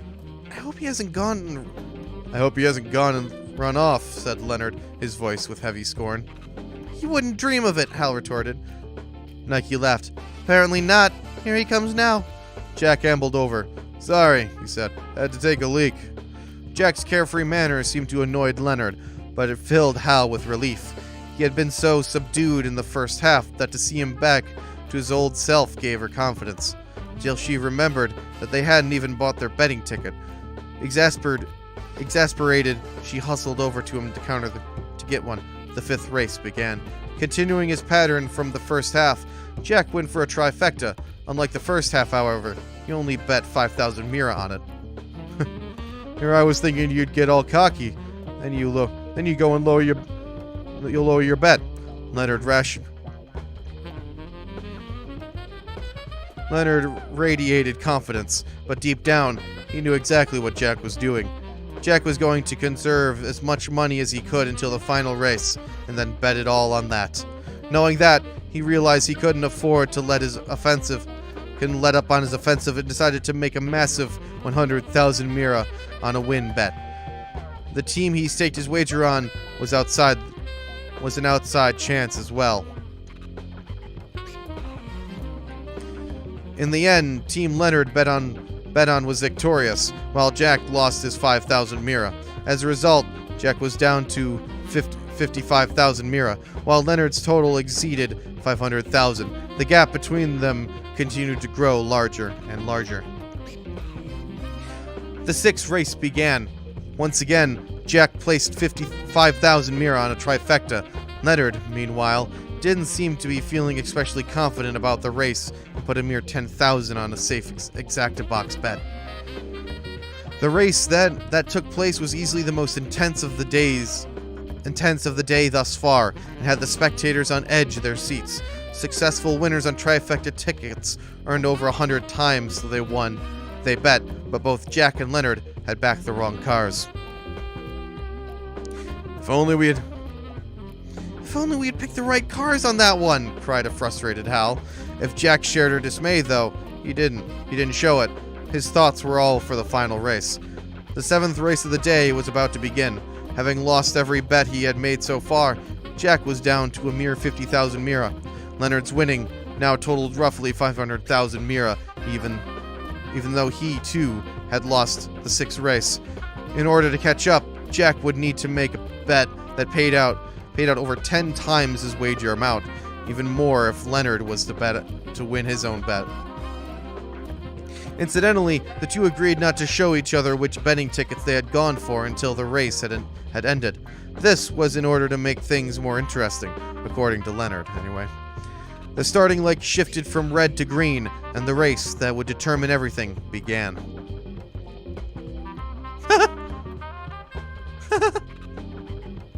No way. Gambler Jack 2, Chapter 13, The Price of the Soul. Fucking hell, didn't I make a joke about that yesterday?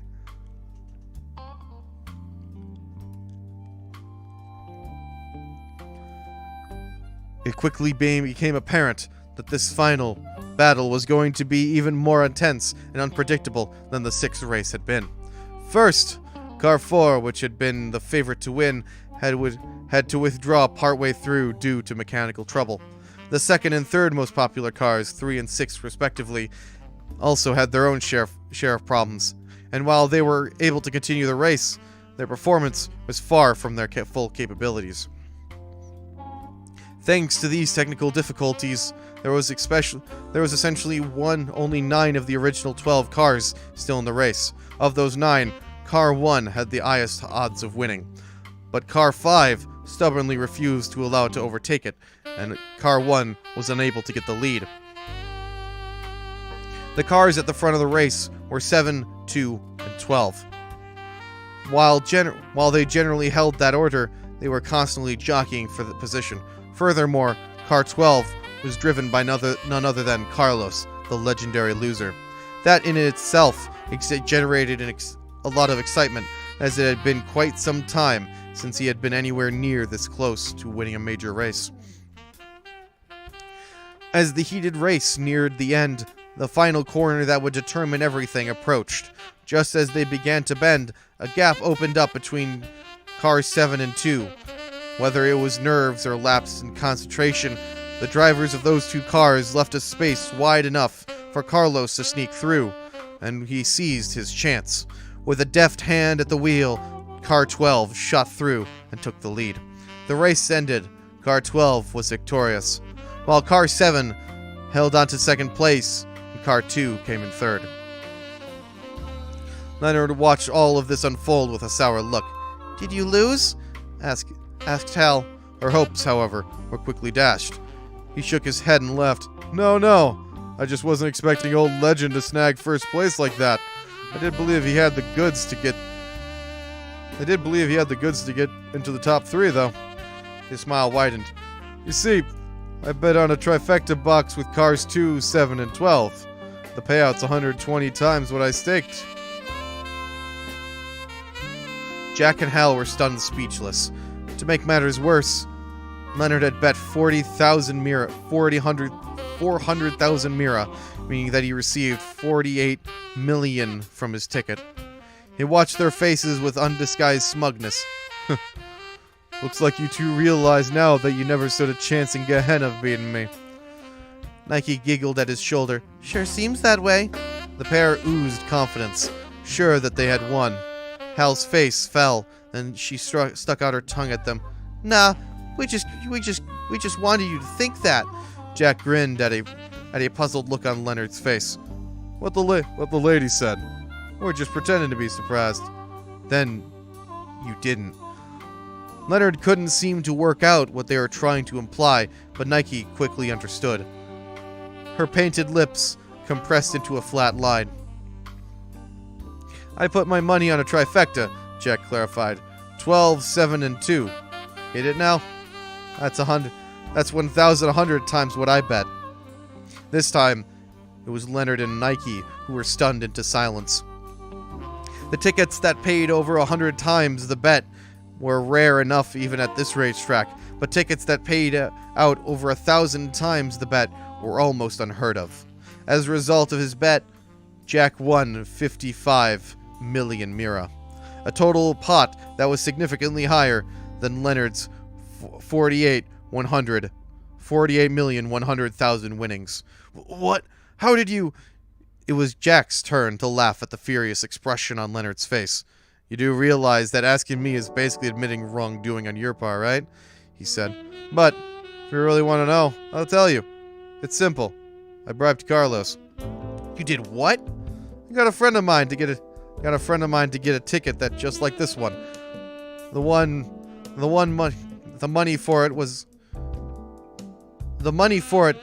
100,000 mira he gathered on the spot in my name. Multiply that by 1,100, and you get 110 million. I told Carlos he could have the lot." "What? But I've been sending him. Why would he throw all that away for one sum like that, however big?" Jack made a tisking sound. "You might be able to buy people's hearts with money for a while, Leonard, but there's no amount of mira that will let you buy their souls. The fact that Carlos accepted my offer is pretty solid proof of that. I'm guessing he wanted out a long, long time ago."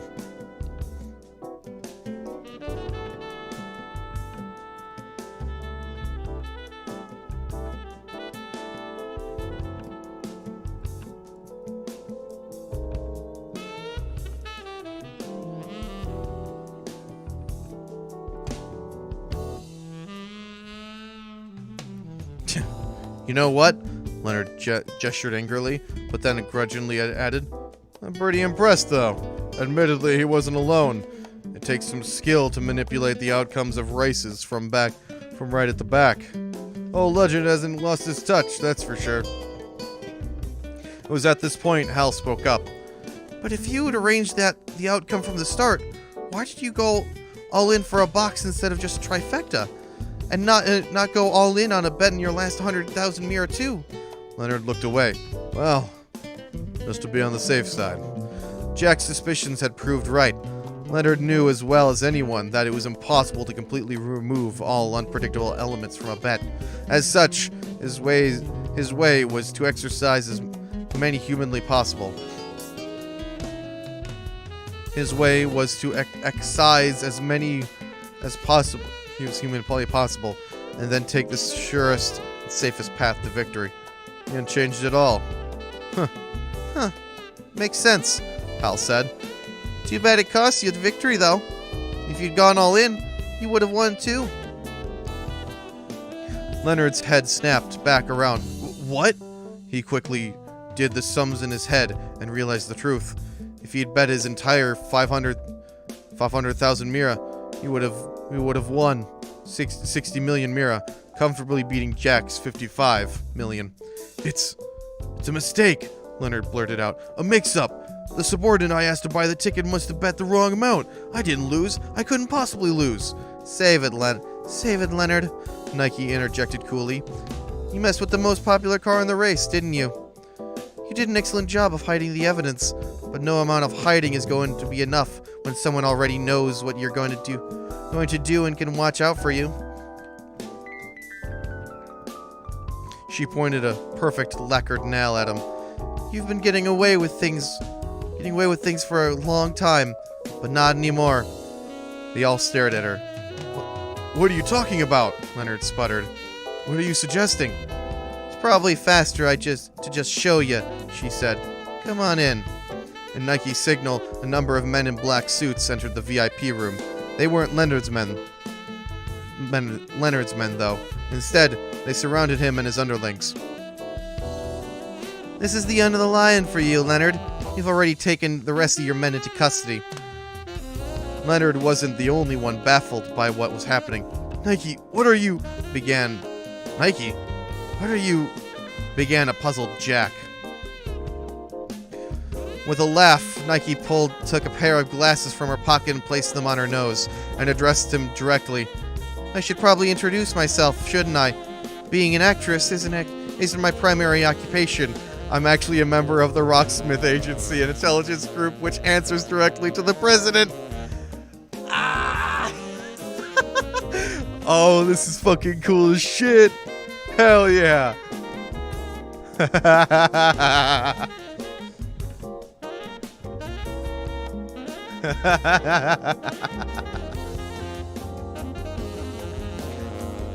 Leonard was led away without a struggle by Nike's elite subordinates.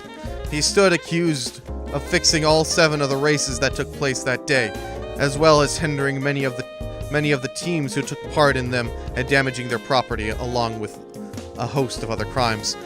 Either way, it seemed as though he would have a lot to answer for. Unfortunately, it seemed that Carlos, the winner of the 7th race, was also to be tried as a co-conspirator for having gone along with Leonard's plans. A week later, everything was back to normal in the bar, where Jack and Hal spent much of their time in the Eastern Quarter. Everything except for the fact that Jack was actually reading a newspaper anyway. He was looking at an article about Leonard's arrest. Hal, meanwhile, was pretending to be a bartender, or rather, practicing being one. Oh yeah, she said all of a sudden. Hey Jack, what happened to the 55 million mira you won anyway? He shook his head. Gone like a bad bet, sad to say. Nike took it. It was regarded as mira obtained through illegal means or some such. Aw, too bad. You're telling me. 110 million mira would... He had a friend win. He had a friend win. Meanwhile, hadn't been confiscated, but Jack had already made up his mind that it would go to Carlos one day. It was, after all. It was his, after all. You're sure okay with handing over that memory quartz, though? You sure about handing over that memory quartz, though? Jack asked. She nodded. Yeah, the last thing I want is someone else after me because of it. This is notification.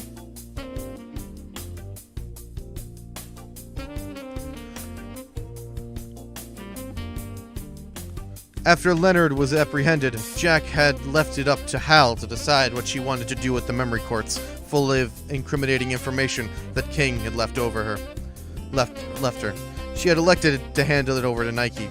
King had intended it to act as a shield for Hal if she ever ended up getting involved in the underworld, but that very safeguard had placed her life in danger, and now even larger number of people knew it existed, and it's simply too dangerous for her to hold on to. Originally, the only ones who knew about the memory court's existence were Jack and Nike, although only Jack had known that it was been incorporated into the necklace. Nike had found out when Hal told her in the bar. Now that everything was over, Jack couldn't help but suspect that Nike's true aim all along was to obtain that and not Leonard's arrest. So what was the code to open the thing anyway? Hal asked. Really want to know? Sure do. Jack cleared his throat, embarrassed. It was my beloved Hal. Ain't never met a more doting father than your old man. Taken completely by surprise by his answer, a single tear rolled down Hal's cheek. As a gambler, she was first rate, but in every other respect, she was still an ordinary girl. She wiped the tear away, then spoke again. Her tone carried no trace of sadness she must feel. Hey, Jack. I've got a favor I'd like to ask you. Just as she spoke, however, the door opened again and let out its unusual, piercing shriek. Through it came Nike wearing the glasses she had been when they last saw her, and a pair of casual jeans instead of a fancy dress. Without preamble, she said, Hey there, Jack. We've got a proposal for you. How does working again as a team strike you? Hey, I was just about to ask him that, cried Hal, not wanting to miss her chance. Jack sighed. The future, it seemed, was full of trouble. Oh, fuck.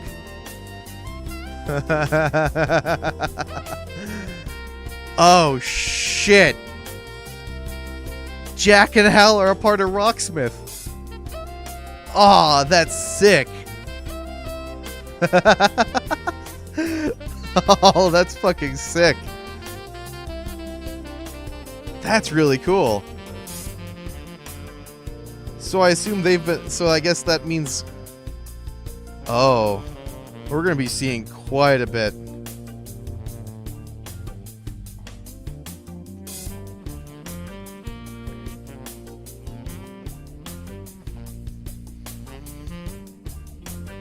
Damn, that's going to be good.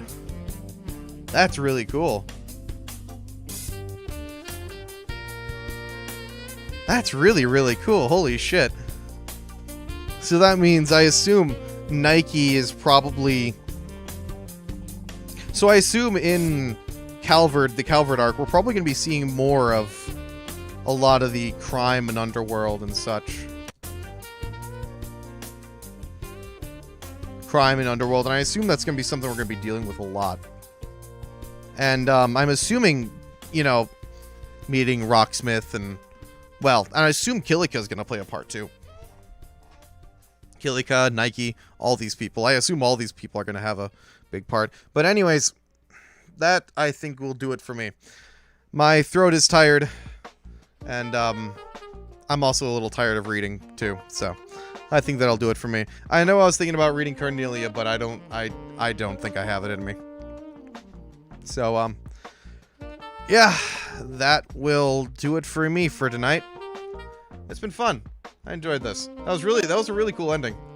I'll say that was a really, really cool ending. I was not expecting Nike to pull out the card of, yeah, I work for Rocksmith. Fuck, that was cool. But yeah. If you guys are new around here, feel free to like, feel free to subscribe, follow me on Twitter at GenBossJr.YT, sub to me on YouTube, Matt Muzzin, GenBossJr, Lucina Main. Follow me on Twitch, twitch.tv/GenBossJr. I stream there a little more frequently than Fridays. Come by on Monday to Matt Muzzin, one of my other channels. I'm pretty sure link is in the description below. I can check that, actually. Is it not?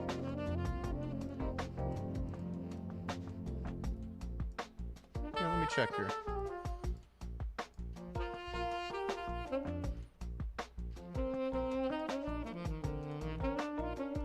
It might not actually be... Oh, I'm gonna have to change that. Oh, nope, it is. Never mind. It is. It's right there. It's the second link.